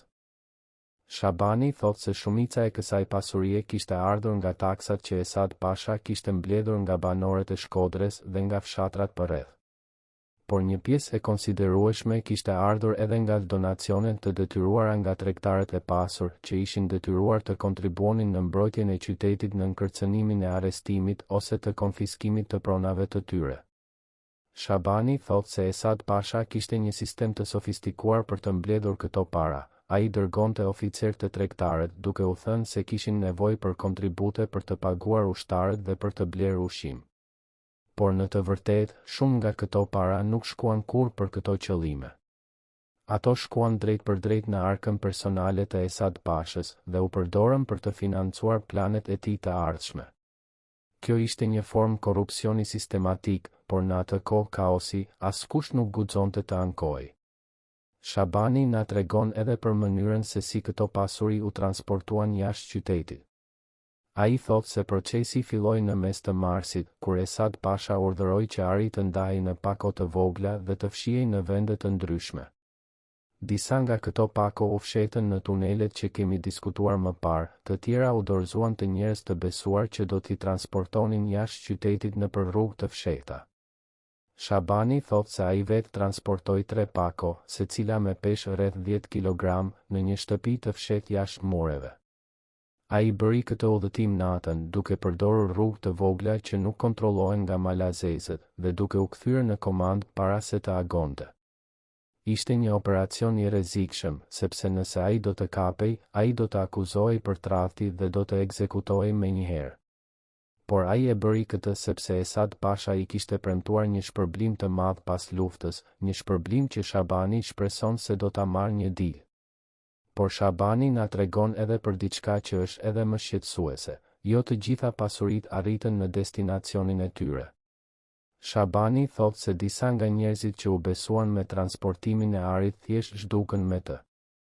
Ata morën arin dhe ikën, duke lënë Esad Pashën pa asnjë mënyrë për t'i gjetur. Esad Pasha ishte i tërbuar kur zbuloi këto tradhti, por ai nuk mund të bënte asgjë. Ai nuk mund të dërgonte ushtar për t'i kapur, sepse ai kishte nevojë për çdo ushtar që kishte për mbrojtjen e qytetit. Kështu që ai thjesht i shënoi këta njerëz në një listë të zezë, duke premtuar se një ditë ai do t'i gjente dhe do t'i ndëshkonte. Por kjo ditë nuk erdhi kurrë, sepse Esad Pasha vet u detyrua të largohej nga Shkodra dhe ai nuk pati kurrë mundësinë për të realizuar kërcënimet e tij. Shabani na tregon edhe për një ngjarje të veçantë që ndodhi në fund të prillit, pak ditë para se Esad Pasha të largohej nga Shkodra. Ai u thirr në zyrën e Esad Pashës dhe u urdhërua të transportonte një valixhe të madhe të zezë në një vend të fshehtë jashtë qytetit. Kjo valixhe ishte shumë e rëndë dhe Shabani dyshon se ajo ishte plot me ari. Ai e transportoi këtë valixhe në një shtëpi të braktisur pranë lumit Buna, ku e la në kujdesin e një burri të vjetër që Esad Pasha i besonte. Shabani nuk e di se çfarë ndodhi me këtë valixhe pas asaj dite, por ai dyshon se ajo u transportua më vonë jashtë vendit, ndoshta në Itali ose në Zvicër, ku Esad Pasha kishte lidhje me bankat. Kjo valixhe, sipas Shabanit, përmbante një pjesë të konsiderueshme të pasurisë personale të Esad Pashës, dhe ajo ishte pjesë e planit të tij për të financuar fushatën e tij të ardhshme për pushtetin. Por a arriti kjo valixhe në destinacionin e saj? Shabani nuk e di. Ai thot se ai nuk dëgjoi kurrë më për të, dhe ai nuk e di nëse Esad Pasha arriti ta merrte atë më vonë. Por ai beson se ajo ekziston ende diku, ndoshta në një bankë zvicerane, duke pritur që dikush me kodet e duhura t'i kërkojë. Kjo është një nga misteret e mëdha të asaj periudhe, dhe ajo ka nxitur shumë spekulime dhe teori konspirative. Disa besojnë se pasuria e Esad Pashës u përdor për të financuar lëvizjet nacionaliste shqiptare në vitet që pasuan. Të tjerë besojnë se ajo u vjedh nga agjentë të huaj që kishin infiltruar në rreth të tij. Dhe disa besojnë se ajo ende ekziston, duke pritur të zbulohet nga pasardhësit e Esad Pashës ose nga historianë që kanë guximin për ta kërkuar. Shabani na tregon edhe për një dokument që ai pa në zyrën e Esad Pashës, një dokument që ai beson se ishte një kod për llogaritë bankare. Ky dokument ishte një faqe e vogël letre, e mbushur me numra dhe shkronja që nuk kishin kuptim për Shabanin. Por ai dëgjoi Esad Pashën duke i thënë Elenës se ky dokument ishte çelësi për të ardhmen tonë, dhe se ajo duhej ta mbante atë në një vend të sigurt. Shabani nuk e di se çfarë ndodhi me këtë dokument, por ai beson se Elena e mori me vete kur ajo u largua nga Shkodra, dhe se ajo e përdori atë për të aksesuar pasuritë që Esad Pasha kishte fshehur jashtë vendit. Nëse kjo është e vërtet, atëherë Elena ishte shumë më e fuqishme se sa dihet zakonisht dhe ajo luajti një rol vendimtar në mbijetesën financiare të familjes pas dorëzimit. Por Shabani na tregon edhe për një aspekt tjetër të kësaj historie, rolin e fuqive të huaja në transferimin e pasurive. Ai thot se ai dyshon se disa nga pasuritë e Esad Pashës u transferuan me ndihmën e agjentëve italian që kishin interes për të mbajtur Esad Pashën si një aleat të mundshëm në të ardhmen. Shabani thot se ai pa disa herë njerëz që flisnin italisht duke takuar Esad Pashën, dhe ai dyshon se ata po diskutonin për mënyrat se si pasuritë mund të transferoheshin në mënyrë të sigurt jashtë vendit. Kjo e bën Shabanin të besoj se Esad Pasha kishte lidhje shumë më të thella me fuqitë e huaja se sa dihet zakonisht, dhe se ai po përdorte këto lidhje për të siguruar të ardhmen e tij dhe të familjes së tij. Por a ishte kjo e drejtë? A kishte Esad Pasha të drejtë të merrte pasuritë e qytetit dhe t'i përdorte për qëllimet e tij personale? Kjo është një pyetje që nuk ka një përgjigje të thjeshtë. Nga njëra anë, Esad Pasha mund të argumentonte se ai kishte nevojë për këto pasuri për të vazhduar luftën për pavarësinë e Shqipërisë, dhe se pa to, ai nuk do të kishte asnjë mundësi për të realizuar planet e tij. Nga ana tjetër, shumë do të argumentonin se këto pasuri i përkisnin popullit të Shkodrës, dhe se Esad Pasha nuk kishte të drejtë t'i merrte ato pa pëlqimin e tyre. Kjo është një pyetje etike që secili prej nesh duhet ta përgjigjet vetë, duke marrë parasysh rrethanat e asaj kohe dhe zgjedhjet e kufizuara që Esad Pasha kishte në dispozicion. Më një javë para historisë së tij që u ndërpre, komandanti pati një takim sekret që nuk shfaqet në asnjë protokoll zyrtar. Një emisar i huaj u ul natën, kaloi një orë në zyrën presidenciale dhe u largua pa përshëndetur askën. Dëshmitarët thonë se pas asaj bisede, komandanti doli nga zyra e zbeth si dëbora. Çfarë ju tha atë natë? Ju ofrua azil apo ju lexua vendimi përfundimtar? Kush ishte ai njeri? Një agent i shërbimit sekret rus, një i dërguar i shërbimit të inteligjencës britanike, apo dikush shumë më i fuqishëm? Kjo pyetje na çon në një nga sekretet më të errëta të asaj periudhe, rolin e fuqive të mëdha në fatin e Esad Pashës dhe të Shkodrës. Sepse ajo që ne kemi zbuluar në arkivat diplomatike të asaj kohe tregon se Esad Pasha nuk ishte vetëm një lojtar lokal, ai ishte një pion në një lojë shumë më të madhe, një lojë ku fuqitë e mëdha po luftonin për ndikim në Ballkan, dhe ku fati i një qyteti të vogël si Shkodra ishte thjesht një detaj i vogël në një plan shumë më të gjerë. Ish oficeri që e quajmë Ramiz, tani një plak 80 vjeç që jeton në Durrës, ishte përgjegjës për sigurinë e zyrës së Esad Pashës në javët e fundit të rrethimit. Ai na tregon se në natën e 17 prill, një burr i panjohur arriti në komandë, i shoqëruar nga 2 gardian që Ramizi nuk i kishte parë kurrë më parë. Ky burr ishte i veshur me një pallto të gjatë të zezë, dhe ai mbante një kapel që i fshehu fytyrën. Ai nuk foli me askën përveç Esad Pashës, dhe ai hyri drejt për drejt në zyrën e tij pa pritur. Ramizi thot se ai qëndroi jashtë derës për të siguruar që askush nuk do të shqetësonte takimin, dhe ai dëgjoi zërat e tyre duke u ngritur dhe duke u ulur, por nuk kuptoi fjalët. Takimi zgjati rreth një orë, dhe kur burri doli, ai u largua menjëherë pa thënë asnjë fjalë. Por Ramizi pa fytyrën e Esad Pashës kur ai doli nga zyra, dhe ai thot se ai nuk e kishte parë kur Esad Pashën kaq të shqetësuar. Ai ishte i zbeth, duart i dridheshin, dhe ai dukej sikur kishte parë një fantazmë. Ramizi na tregon se ai përpiqej ta pyeste Esad Pashën se çfarë kishte ndodhur, por Esad Pasha nuk donte të fliste. Ai thjesht i tha Ramizit, gjithçka ka mbaruar. Nuk ka më shpresë. Kjo fjali e tronditi Ramizin, sepse ai nuk e kishte dëgjuar kur Esad Pashën duke folur kaq pesimist. Deri në atë moment, Esad Pasha kishte qenë gjithmonë i sigurt, i vendosur, i bindur se ai do të gjente një mënyrë për të dalë nga situata. Por pas këtij takimi, ai duke i thyer, sikur dikush i kishte thënë diçka që e kishte shkatëruar çdo shpresë që ai kishte. Ramizi dyshon se ky burr i panjohur ishte një përfaqësues i një fuqie të madhe, dhe se ai kishte dhënë Esad Pashës një ultimatum, ose të dorëzohej në kushtet e tyre, ose të përballej me pasoja shumë më të këqija. Por kush ishte ky burr? Ramizi nuk e di me siguri, por ai ka dëgjuar thashë theme. Disa thonë se ai ishte një agent i shërbimit sekret austriak që kishte ardhur për t'i thënë Esad Pashës se Austria-Hungaria nuk do ta mbështeste më atë, dhe se ai duhej të pranonte kushtet e malazezëve. Të tjerë thonë se ai ishte një i dërguar i qeverisë italiane që kishte ardhur për t'i ofruar Esad Pashës azil në Itali në këmbim të dorëzimit të qytetit. Dhe disa thonë se ai ishte një përfaqësues i një organizate sekrete ndërkombëtare që kishte interes për të kontrolluar Ballkanin dhe që po përdorte Esad Pashën si një mjet për të arritur qëllimet e tyre. Ramizi nuk e di se cila nga këto teori është e vërtetë, por ai beson se ky takim ishte një moment vendimtar në historinë e Shkodrës, sepse pas tij, Esad Pasha nuk kishte më dyshime për atë që duhej të bënte. Ramizi na tregon edhe për një dokument që ai pa në zyrën e Esad Pashës pas këtij takimi. Ky dokument ishte një letër e shkruar në frëngjisht dhe ai kishte një vulë të kuqe në fund që Ramizi nuk e njohu. Ramizi nuk e lexoi letrën, por ai pa Esad Pashën duke e lexuar atë disa herë, duke e palosur me kujdes dhe duke e vendosur në një zarf të vulosur. Ramizi dyshon se kjo letër ishte një mesazh nga burri i panjohur, një mesazh që përmban kushtet e ultimatumit që i ishte dhënë Esad Pashës. Por kjo letër zhduku bashkë me shumë dokumente të tjera, dhe askush nuk e di se çfarë thoshte ajo.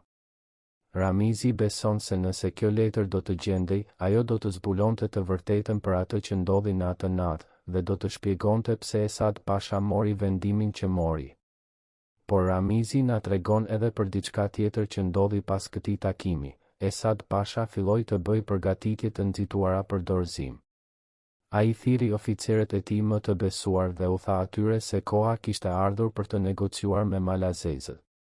Ai u tha atyre se ai kishte marrë informacione se fuqitë e mëdha nuk do ta mbështesnin më rezistencën, dhe se e vetmja mënyrë për të shpëtuar garnizonin ishte të pranonte kushtet e malazezëve. Disa nga oficerët protestuan duke thënë se kjo do të ishte një tradhti, por Esad Pasha i heshti me një fjalë të vetme: nëse ju doni të vdisni këtu, ju jeni të lirë ta bëni. Por unë nuk do të vdes për asgjë. Unë do të shpëtoj ushtrin time, dhe unë do të luftoj një ditë tjetër. Kjo fjali, sipas Ramizit, tregon se Esad Pasha kishte pranuar realitetin e situatës, dhe se ai kishte vendosur të bëjë atë që ishte e nevojshme për të mbijetuar. Ramizi na tregon edhe për një bisedë që ai dëgjoi midis Esad Pashës dhe Elenës pas këtij takimi. Elena ishte e tërbuar duke i thënë Esad Pashës se ai po tradhtonte gjithçka që ai kishte luftuar për të. Por Esad Pasha ju përgjigj me një qetësi të ftohtë: unë nuk po tradhtoj asgjë. Unë po shpëtoj atë që mund të shpëtohet. Shkodra është e humbur, por Shqipëria nuk është. Dhe unë do të jem ai që do ta shpëtoj Shqipërinë. Kjo fjali, sipas Ramizit, tregon se Esad Pasha ende besonte në vizionin e tij, pavarësisht nga dështimi i tij në Shkodër. Ai ende besonte se ai kishte një rol për të luajtur në të ardhmen e Shqipërisë dhe se dorëzimi i Shkodrës ishte thjesht një hap i nevojshëm në një rrugë më të gjallë. Por a ishte ky vizion realist? Apo ishte thjesht një iluzion, një mënyrë për Esad Pashën për të justifikuar veprimet e tij? Ramizi nuk e di. Ai thot se ai nuk ishte në pozicion për të gjykuar Esad Pashën, sepse ai nuk e dinte gjithçka që Esad Pasha e dinte. Por ai beson se Esad Pasha ishte i sinqert në besimin e tij, edhe nëse ai ishte i gabuar. Ai beson se Esad Pasha vërtet mendonte se ai po bënte atë që ishte më e mira për Shqipërinë, edhe nëse shumë të tjerë nuk e shihnin kështu. Dhe kjo, sipas Ramizit, është tragjedia e Esad Pashës. Ai ishte një njeri që kishte një vizion të madh, por që nuk kishte mjetet ose mbështetjen për ta realizuar atë vizion. Ai ishte një njeri që u kap midis forcave që ai nuk mund t'i kontrollonte, dhe që në fund u detyrua të bëjë zgjedhje që e shkatëruan reputacionin e tij përgjithmonë. Ramizi na tregon edhe për ditët e fundit para dorëzimit, kur Esad Pasha dukej sikur po jetonte në një ëndër të keqe. Ai nuk flinte, ai nuk hante, ai thjesht ecte nëpër korridoret e komandës, duke folur me veten, duke shikuar harta, duke shkruar shënime që askush tjetër nuk i lexonte. Ramizi thot se ai e pa Esad Pashën duke qarë një natë, duke mbajtur një fotografi të fëmijëve të tij dhe duke përshpëritur: "Çfarë kam bër? Çfarë kam bër?" Kjo pamje e tronditi Ramizin, sepse ai nuk e kishte parë kur Esad Pashën kaq të dobët, kaq njerëzor. Ai e kuptoi se Esad Pasha nuk ishte një monster i ftohtë, por një njeri që po vuante nga pesha e vendimeve që ai kishte marrë, një njeri që po pyeste veten nëse ai kishte bërë zgjedhjen e duhur. Por pavarësisht nga dyshimet e tij, Esad Pasha vazhdoi me planin e tij. Ai nënshkroi marrëveshjen e dorëzimit më 23 prill dhe ai doli nga Shkodra më 24 prill me ushtrinë e tij. Ramizi thot se ai e pa Esad Pashën për herë të fundit atë ditë, duke marshuar në krye të kolonës së tij, duke mbajtur kokën lart, duke përpiqur të dukej i fortë edhe pse ai e dinte se ai po linte pas një qytet që do ta urrente përgjithmonë. Ramizi thot se ai ndjeu një përzierje mëshire dhe urrejtje për Esad Pashën në atë moment. Mëshirë, sepse ai e kuptoi se Esad Pasha ishte një njeri i thyer, një njeri që kishte humbur gjithçka që kishte dashur. Urrejtje, sepse ai e dinte se Esad Pasha kishte tradhtuar qytetin që ai kishte premtuar se do ta mbronte. A ishte Esad Pasha një hero apo një tradhtar? Kjo është pyetja që Ramizi nuk mund ta përgjigjet edhe sot. Ai thot se ai ka menduar për këtë pyetje për më shumë se 3 dekada, dhe ai ende nuk ka një përgjigje të qartë. Ai beson se Esad Pasha ishte të dyja, një hero që përpiqej të bënte atë që ishte më e mira për Shqipërinë, dhe një tradhtar që sakrifikoi një qytet për ambiciet e tij personale. Ai beson se historia do ta gjykojë Esad Pashën, por ai shpreson se ajo gjykim do të jetë e drejtë, duke marrë parasysh të gjitha rrethanat e asaj kohe dhe duke kuptuar se Esad Pasha ishte një njeri që jetoi në një kohë të vështirë, ku zgjedhjet ishin të kufizuara dhe ku mbijetimi kërkonte sakrificë.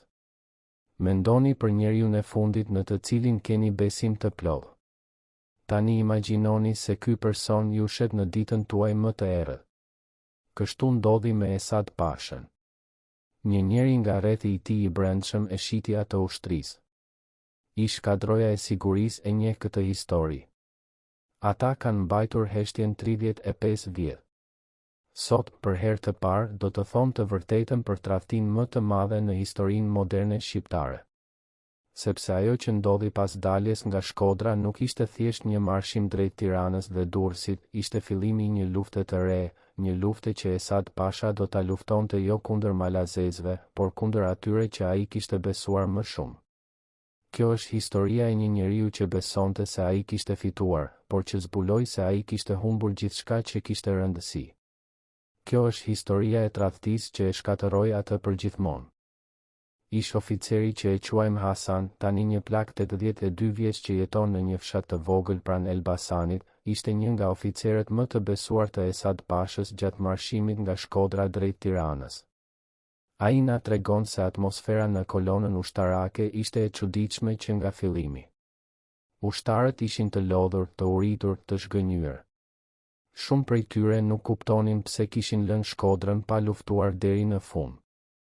Ata ndjenin se kishin tradhtuar qytetin dhe kjo ndjenjë faji i bënte ata të dyshim dhe të pakënaqur. Por Esad Pasha përpiqej t'i mbante ata të motivuar, duke u thënë se ata po shkonin për të çliruar Tiranën, për të krijuar një Shqipëri të re, për të ndërtuar një shtet që do të ishte i fortë dhe i pavarur. Ai u premtoi atyre tokë, para, nderime. Por Hasani thotë se shumë ushtar nuk i besonin më këto premtime. Ata kishin dëgjuar premtime të ngjashme në Shkodër dhe ato nuk ishin realizuar kurrë. Hasani na tregon se gjatë marshimit, Esad Pasha filloi të shfaqte shenja të paranojës së rëndë. Ai nuk i besonte më askujt plotësisht. Ai ndryshonte gardën e tij personale çdo ditë, duke mos lejuar që të njëjtët njerëz të qëndronin pranë tij për më shumë se 24 orë. Ai kontrollonte personalisht ushqimin që hante, duke e provuar vetë para se ta hante. Ai flinte me një pistolet në jastëk dhe ai zgjoi në çdo zhurmë të vogël.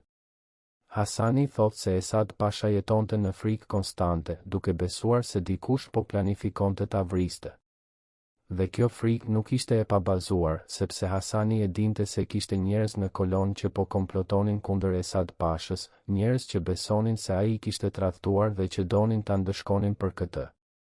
Hasani na tregon edhe për një incident të veçantë që ndodhi në mes të majit, kur kolona po kalonte pranë një fshati të vogël. Një grup oficerësh u takuan në fshehtësi në një shtëpi të braktisur dhe ata diskutuan për mundësinë e arrestimit të Esad Pashës dhe dorëzimit të tij te autoritetet e reja që po formohen në Tiranë. Hasani nuk mori pjesë në këtë takim, por ai dëgjoi për të nga një mik i tij që ishte atje. Ky mik i tregoi Hasanit se oficerët ishin të ndarë, disa donin ta vrisnin Esad Pashën menjëherë, të tjerë donin ta arrestonin dhe ta gjykonin, dhe disa donin thjesht ta braktisnin dhe ta linin të shkonte vetë. Por në fund, ata nuk arritën në një vendim, sepse ata kishin frikë se nëse do të vepronin, ushtarët besnik të Esad Pashës do t'i vrisnin ata. Kështu që ata vendosën të prisnin, të shihnin se çfarë do të ndodhte dhe të vepronin vetëm kur do të ishin të sigurt se do të kishin mbështetje. Por Esad Pasha e zbuloi këtë komplot para se të ishte shumë vonë. Hasani nuk e di se si ai e zbuloi, por ai dyshon se Esad Pasha kishte spiun në mesin e oficerëve, njerëz që i raportonin atij për çdo bisedë të dyshim. Kur Esad Pasha e zbuloi komplotin, ai veproi shpejt dhe pa mëshirë. Ai thiri 5 nga oficerët që kishin marrë pjesë në takim dhe ai i akuzoi ata për tradhti. Ata u arrestuan menjëherë dhe ata u ekzekutuan të njëjtën natë, pa gjyq, pa mbrojtje. Trupi i tyre u hodhën në një gryk të thellë dhe askush nuk guxoi të pyeste për ta. Kjo ishte mënyra se si Esad Pasha siguronte besnikërinë, me frikë dhe me dhunë. Dhe kjo frikë funksionoi për një kohë, por ajo gjithashtu krijoi një urrëtie të thellë që do të shpërthente më vonë. Hasani na tregon edhe për marrëdhënien e Esad Pashës me princin e ri, Ilhelm Zujed, që kishte ardhur në Shqipëri për të marrë thronin. Esad Pasha fillimisht u përpoq të bashkëpunonte me princin, duke u paraqitur si një mbështetës besnik i monarkisë së re. Ai u emërua madje edhe ministër i luftës në qeverinë e princit, një pozicion që i dha atij pushtet të konsiderueshëm. Por Hasani thotë se Esad Pasha nuk ishte kurrë i sinqert në këtë bashkëpunim. Ai e shihte princin si një kukull të fuqive të huaja, një njeri që nuk kishte asnjë lidhje me Shqipërinë dhe që nuk do të mund ta qeveriste kurrë vendin në mënyrë efektive. Esad Pasha besonte se ai vet ishte njeriu i duhur për të qeverisur Shqipërinë dhe ai po planifikonte të përdorte pozicionin e tij në qeveri për të grumbulluar mbështetje dhe për të përmbysur princin kur të vinte momenti i duhur. Por plani i Esad Pashës nuk funksionoi siç ai kishte shpresuar. Hasani na tregon se shumë shqiptarë nuk e besonin Esad Pashën, sepse ata e kujtuan se ai kishte dorëzuar Shkodrën. Ata e shihnin atë si një tradhtar, si një njeri që kishte shitur qytetin për ambicjet e tij personale. Dhe kjo reputacion e bëri të vështirë për Esad Pashën të mbledhte mbështetjen që ai kishte nevojë. Ai përpiqej të organizonte një kryengritje kundër princit, por shumë nga njerëzit që ai kontaktoi refuzuan atë, duke thënë se ata nuk donin të kishin asgjë për të bërë me tradhtarin e Shkodrës. Kjo ishte një goditje e rëndë për Esad Pashën, sepse ai e kuptoi se reputacioni i tij ishte shkatëruar përgjithmonë dhe se ai nuk do të mund të realizonte kurrë ëndrrën e tij për të qeverisur Shqipërinë. Hasani na tregon edhe për momentin kur Esad Pasha kuptoi se gjithçka kishte mbaruar. Ishte në fund të vitit 1914, kur lufta e parë botërore kishte shpërthyer dhe Shqipëria ishte zhytur në kaos. Princi Ilhelm Zujed kishte ikur nga vendi dhe Shqipëria ishte e ndarë midis forcave të ndryshme që po luftonin për kontroll. Esad Pasha përpiqej të krijonte një qeveri të re në Durrës, por ai nuk kishte mbështetjen që ai kishte nevojë. Ushtria e tij ishte e dobët, financat e tij ishin të shterura dhe aleatët e tij ishin të pakët. Hasani thotë se ai e pa Esad Pashën duke qarë një natë, duke mbajtur kokën në duar dhe duke thënë: "Unë kam humbur gjithçka.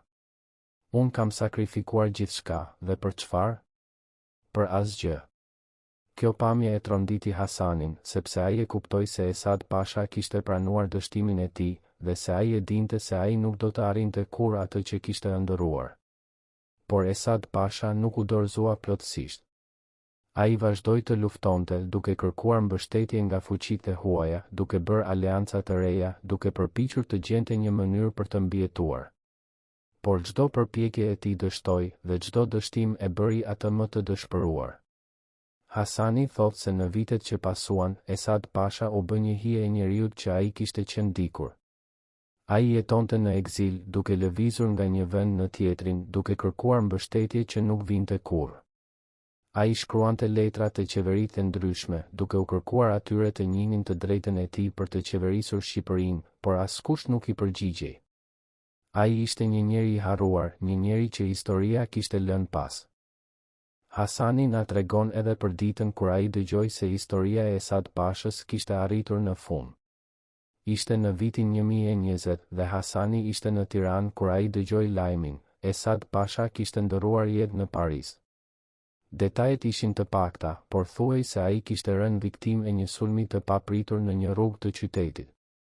Hasani thotë se ai ndjeu një përzierje mëshire dhe lehtësimi kur dëgjoi këtë lajm. Mëshirë, sepse ai e kuptoi se Esad Pasha kishte vuajtur shumë në vitet e fundit të jetës së tij, dhe se ai kishte vdekur pa arritur asgjë nga ajo që kishte ëndërruar. Lehtësim, sepse ai e dinte se tani Shqipëria mund të ecte përpara pa hijet e së kaluarës që e pengonin. Por Hasani na tregon edhe për diçka tjetër që ai mësoi më vonë, se vdekja e Esad Pashës nuk ishte një aksident.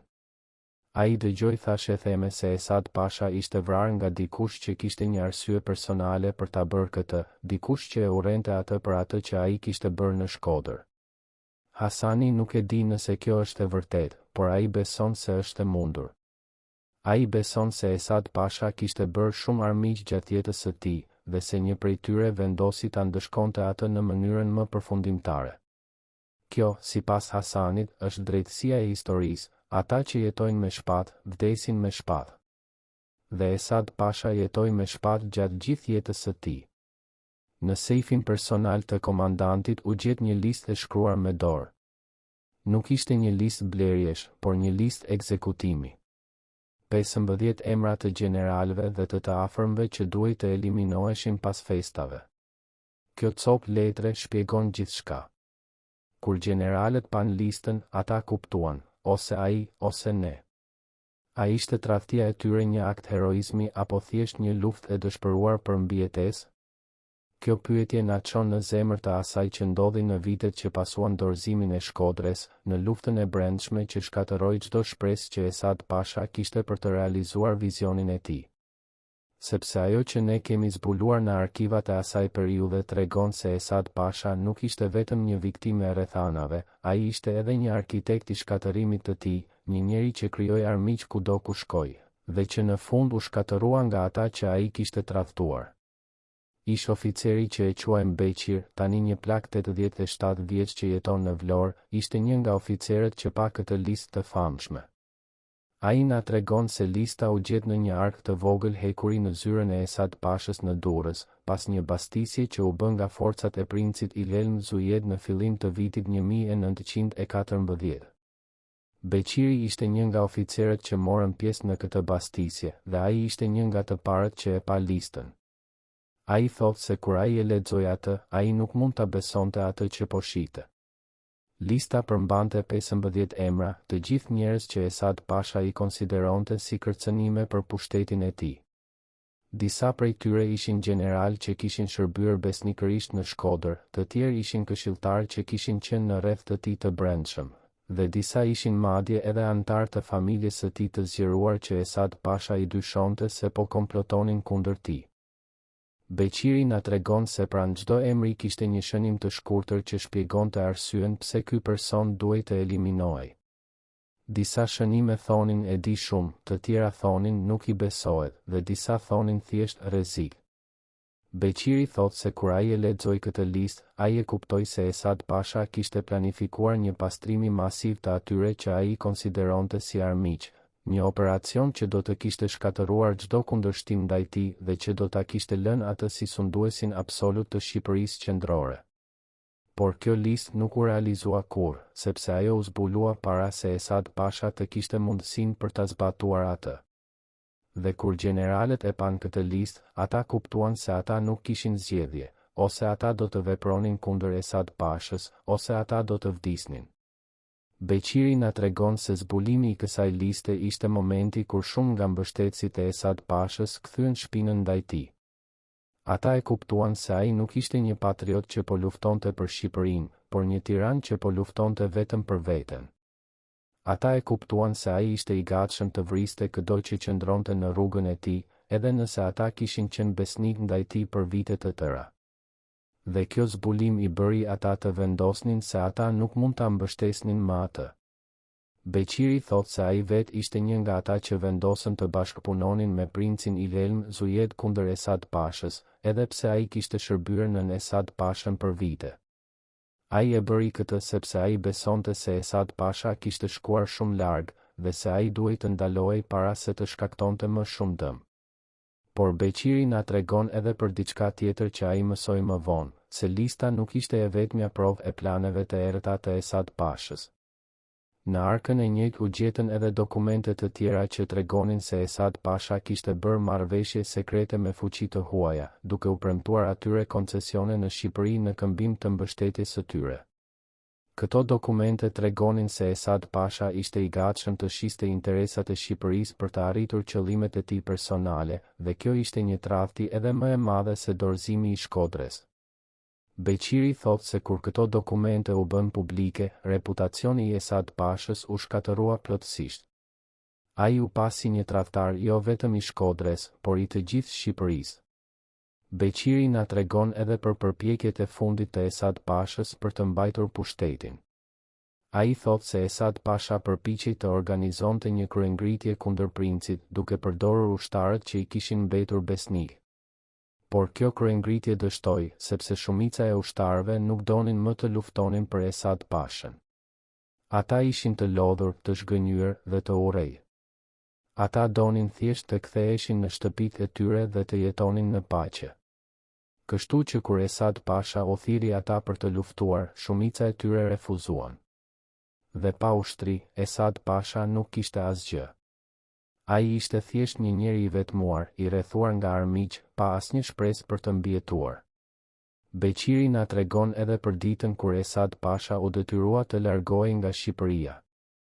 Ishte në fund të vitit 1914 dhe forcat e princit Ilhelm Zujed kishin rrethuar Durrësin. Esad Pasha e kuptoi se ai nuk kishte më mundësi për të rezistuar dhe se ai duhej të largohej nëse donte të mbijetonte. Beqiri thot se ai e pa Esad Pashën duke u ngjitur në një anije në portin e Durrësit, duke mbajtur vetëm një çantë të vogël me sendet e tij personale. Ai duke i thyer, i moshuar, i dëshpëruar. Ai nuk ishte më komandanti i fuqishëm që kishte qeverisur Shkodrën, ai ishte thjesht një refugjat që po ikte nga një vend që e urrente. Beqiri thot se ai ndjeu mëshirë për Esad Pashën në atë moment, por ai gjithashtu ndjeu lehtësim se ai po largohej përgjithmonë. Por Beqiri na tregon edhe për diçka që ai mësoi më vonë, se Esad Pasha nuk u dorëzua kurrë plotësisht.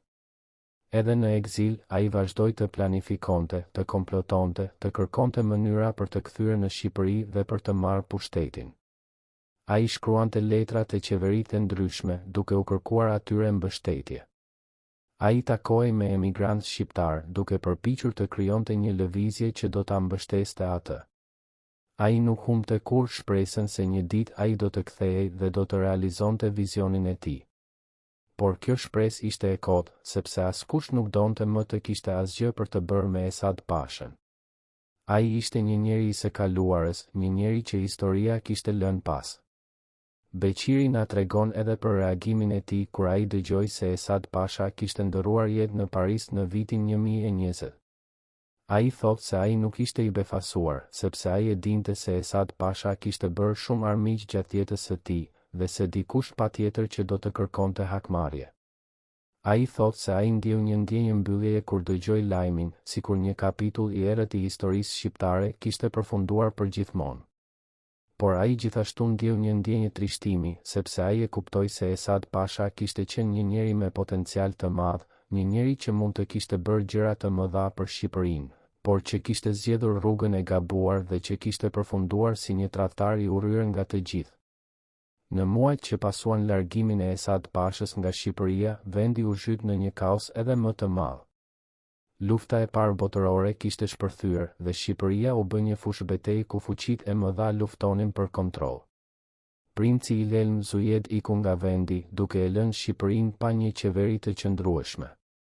Forcat italiane, austriake, franceze dhe greke pushtuan pjesë të ndryshme të vendit dhe populli shqiptar u gjeti i ndarë dhe i pafuqishëm. Në këtë kaos, shumë nga ata që kishin shërbyer nën Esad Pashën përpiqen të gjenin një vend të ri për veten. Disa u bashkuan me forcat e huaja, të tjerë u bën udhëheqës lokal dhe disa thjesht u tërhoqën në fshatrat e tyre dhe përpiqen të jetonin në paqe. Elena, gruaja e Esad Pashës, arriti të largohej nga Shqipëria bashkë me fëmijët e saj. Ajo shkoi në Itali, ku ajo jetoi në një apartament të vogël në Rom, duke mbështetur veten me pasuritë që ajo kishte arritur të shpëtonte nga Shkodra. Ajo nuk foli kurrë publikisht për burrin e saj, dhe ajo përpiqej të jetonte një jetë të qetë, larg vëmendjes publike. Por ajo nuk harroi kurrë atë që kishte ndodhur, dhe ajo mbajti një urrëtie të thellë ndaj atyre që ajo besonte se kishin tradhtuar Esad Pashën. Ajo vdiq në vitin 1035, pa kthyer kurrë në Shqipëri dhe pa parë kurrë realizimin e ëndrrës që burri i saj kishte pasur për vendin. Shumë nga oficerët që kishin shërbyer në Esad Pashën në Shkodër vazhduan të luajnë role të rëndësishme në politikën shqiptare në vitet që pasuan. Disa u bën pjesë e qeverive të reja që u formuan pas luftës së parë botërore, të tjerë u bën udhëheqës ushtarak, dhe disa u tërhoqën nga jeta publike dhe jetuan në heshtje. Por të gjithë ata mbajtën me vete kujtimin e asaj që kishte ndodhur në Shkodër, dhe të gjithë ata u detyruan të jetonin me pesha e vendimeve që ata kishin marrë në ato ditë të errëta. Shkodra vet u ri më këmbë ngadalë nga shkatërimi i rrethimit. Qyteti u rindërtua, njerëzit u kthyen në shtëpitë e tyre dhe jeta vazhdoi. Por kujtimi i asaj që kishte ndodhur në pranverën e vitit 1913 nuk u harrua kurrë. Shkodranët e kujtuan gjithmonë se si qyteti i tyre ishte dorëzuar, se si ata kishin vuajtur nga uria dhe nga bombardimet, dhe se si komandanti i tyre i kishte tradhtuar ata për ambicjet e tij personale.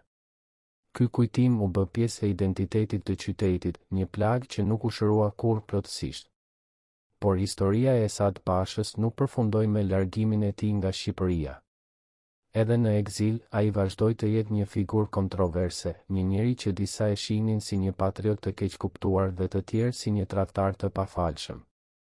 Ai shkruante letra, ai takohej me njerëz, ai përpiqej të mbante gjallë shpresën se një ditë ai do të kthehej. Por kjo shpresë u shuar përgjithmonë në një ditë të ftohtë të qershorit të vitit 1020, kur historia e tij arriti në fund në një rrugë të Parisit.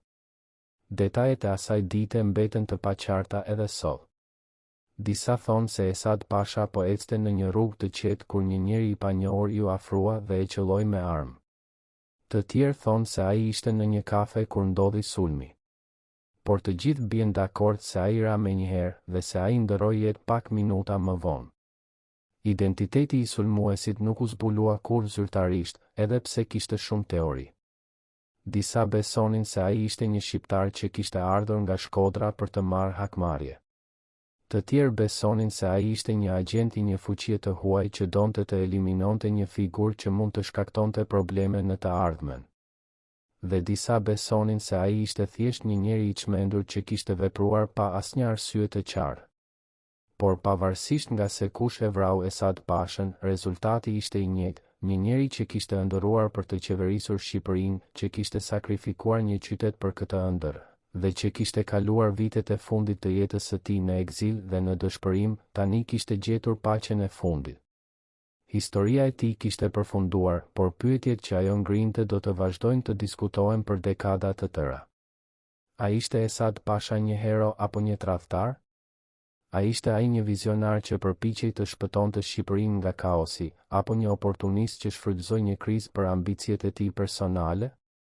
A ishte dorëzimi i Shkodrës një akt i nevojshëm për të shpëtuar ushtrinë, apo një tradhti e pafalshme që kushtoi jetën e mira civilëve? Këto janë pyetje që nuk kanë përgjigje të thjeshta, dhe që secili prej nesh duhet t'i përgjigjet vetë, duke marrë parasysh të gjitha provat që kemi dëgjuar sonte. Por ajo që është e qartë është se Esad Pasha nënshkroi me malin e zi jo një akt kapitullimi të thjeshtë, por një akt shkëmbimi politik. Ai dha muret për të ruajtur ushtarët. Ai dha qytetin për të fituar kohë dhe forcë për një betejë më të madhe. Në mendjen e tij, ky ishte i vetmi mënyrë për të shpëtuar Shqipërinë nga kaosi total, të merrte pushtetin me forcë dhe të krijonte një shtet të fortë, edhe nëse kjo do të thoshte të bënte kompromise të dhimbshme. Historia e ka gjykuar ashpër zgjedhjen e tij. Por dokumentet provojnë se kjo ishte një llogari e ftohtë, jo një akt frikacaku. Megjithatë, pyetja mbetet, a ishte kjo llogari e saktë? A mund të kishte Esad Pasha bërë diçka ndryshe? A mund të kishte ai luftuar deri në fund dhe të kishte shpëtuar nderin e tij, edhe nëse kjo do të thoshte shkatërimin e plotë të Shkodrës? Apo a ishte ai i drejtë kur vendosi se mbijetesa e ushtrisë ishte më e rëndësishme se mbrojtja e qytetit? Këto janë pyetje që do të vazhdojnë të na mundojnë, sepse ato prekin zemrën e një dileme të përjetshme. Çfarë është më e rëndësishme, nderi apo mbijetesa? Idealet apo realiteti? Besnikëria ndaj së kaluarës apo shpresa për të ardhmen? Esad Pasha bëri zgjedhjen e tij dhe ai pagoi çmimin për të. Ai jetoi pjesën e mbetur të jetës së tij si një njeri i urryer, i izoluar, i harruar. Ai vdiq në një rrugë të huaj, larg vendit që ai kishte dashur dhe që ai kishte përpiqur të shpëtonte. Dhe sot, më shumë se një shekull më vonë, ne ende po diskutojmë nëse ai ishte hero apo tradhtar, vizionar apo oportunist. Ndoshta e vërteta është se ai ishte të gjitha këto gjëra njëkohësisht, një njeri kompleks, i copëtuar, i mbushur me kundërthënie, që jetoi në një kohë të vështirë dhe që bëri zgjedhje të vështira që do ta ndiqnin përgjithmonë.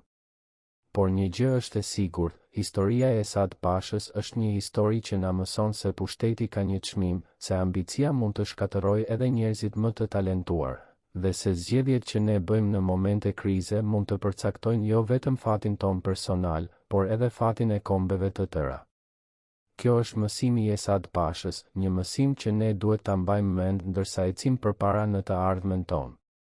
Të nderuar shikues, nëse keni ndjekur këtë histori tragjike deri në fund, shkruani në komente nga cili qytet jeni. Na intereson të dimë ku Esad Pasha ende kujtohet.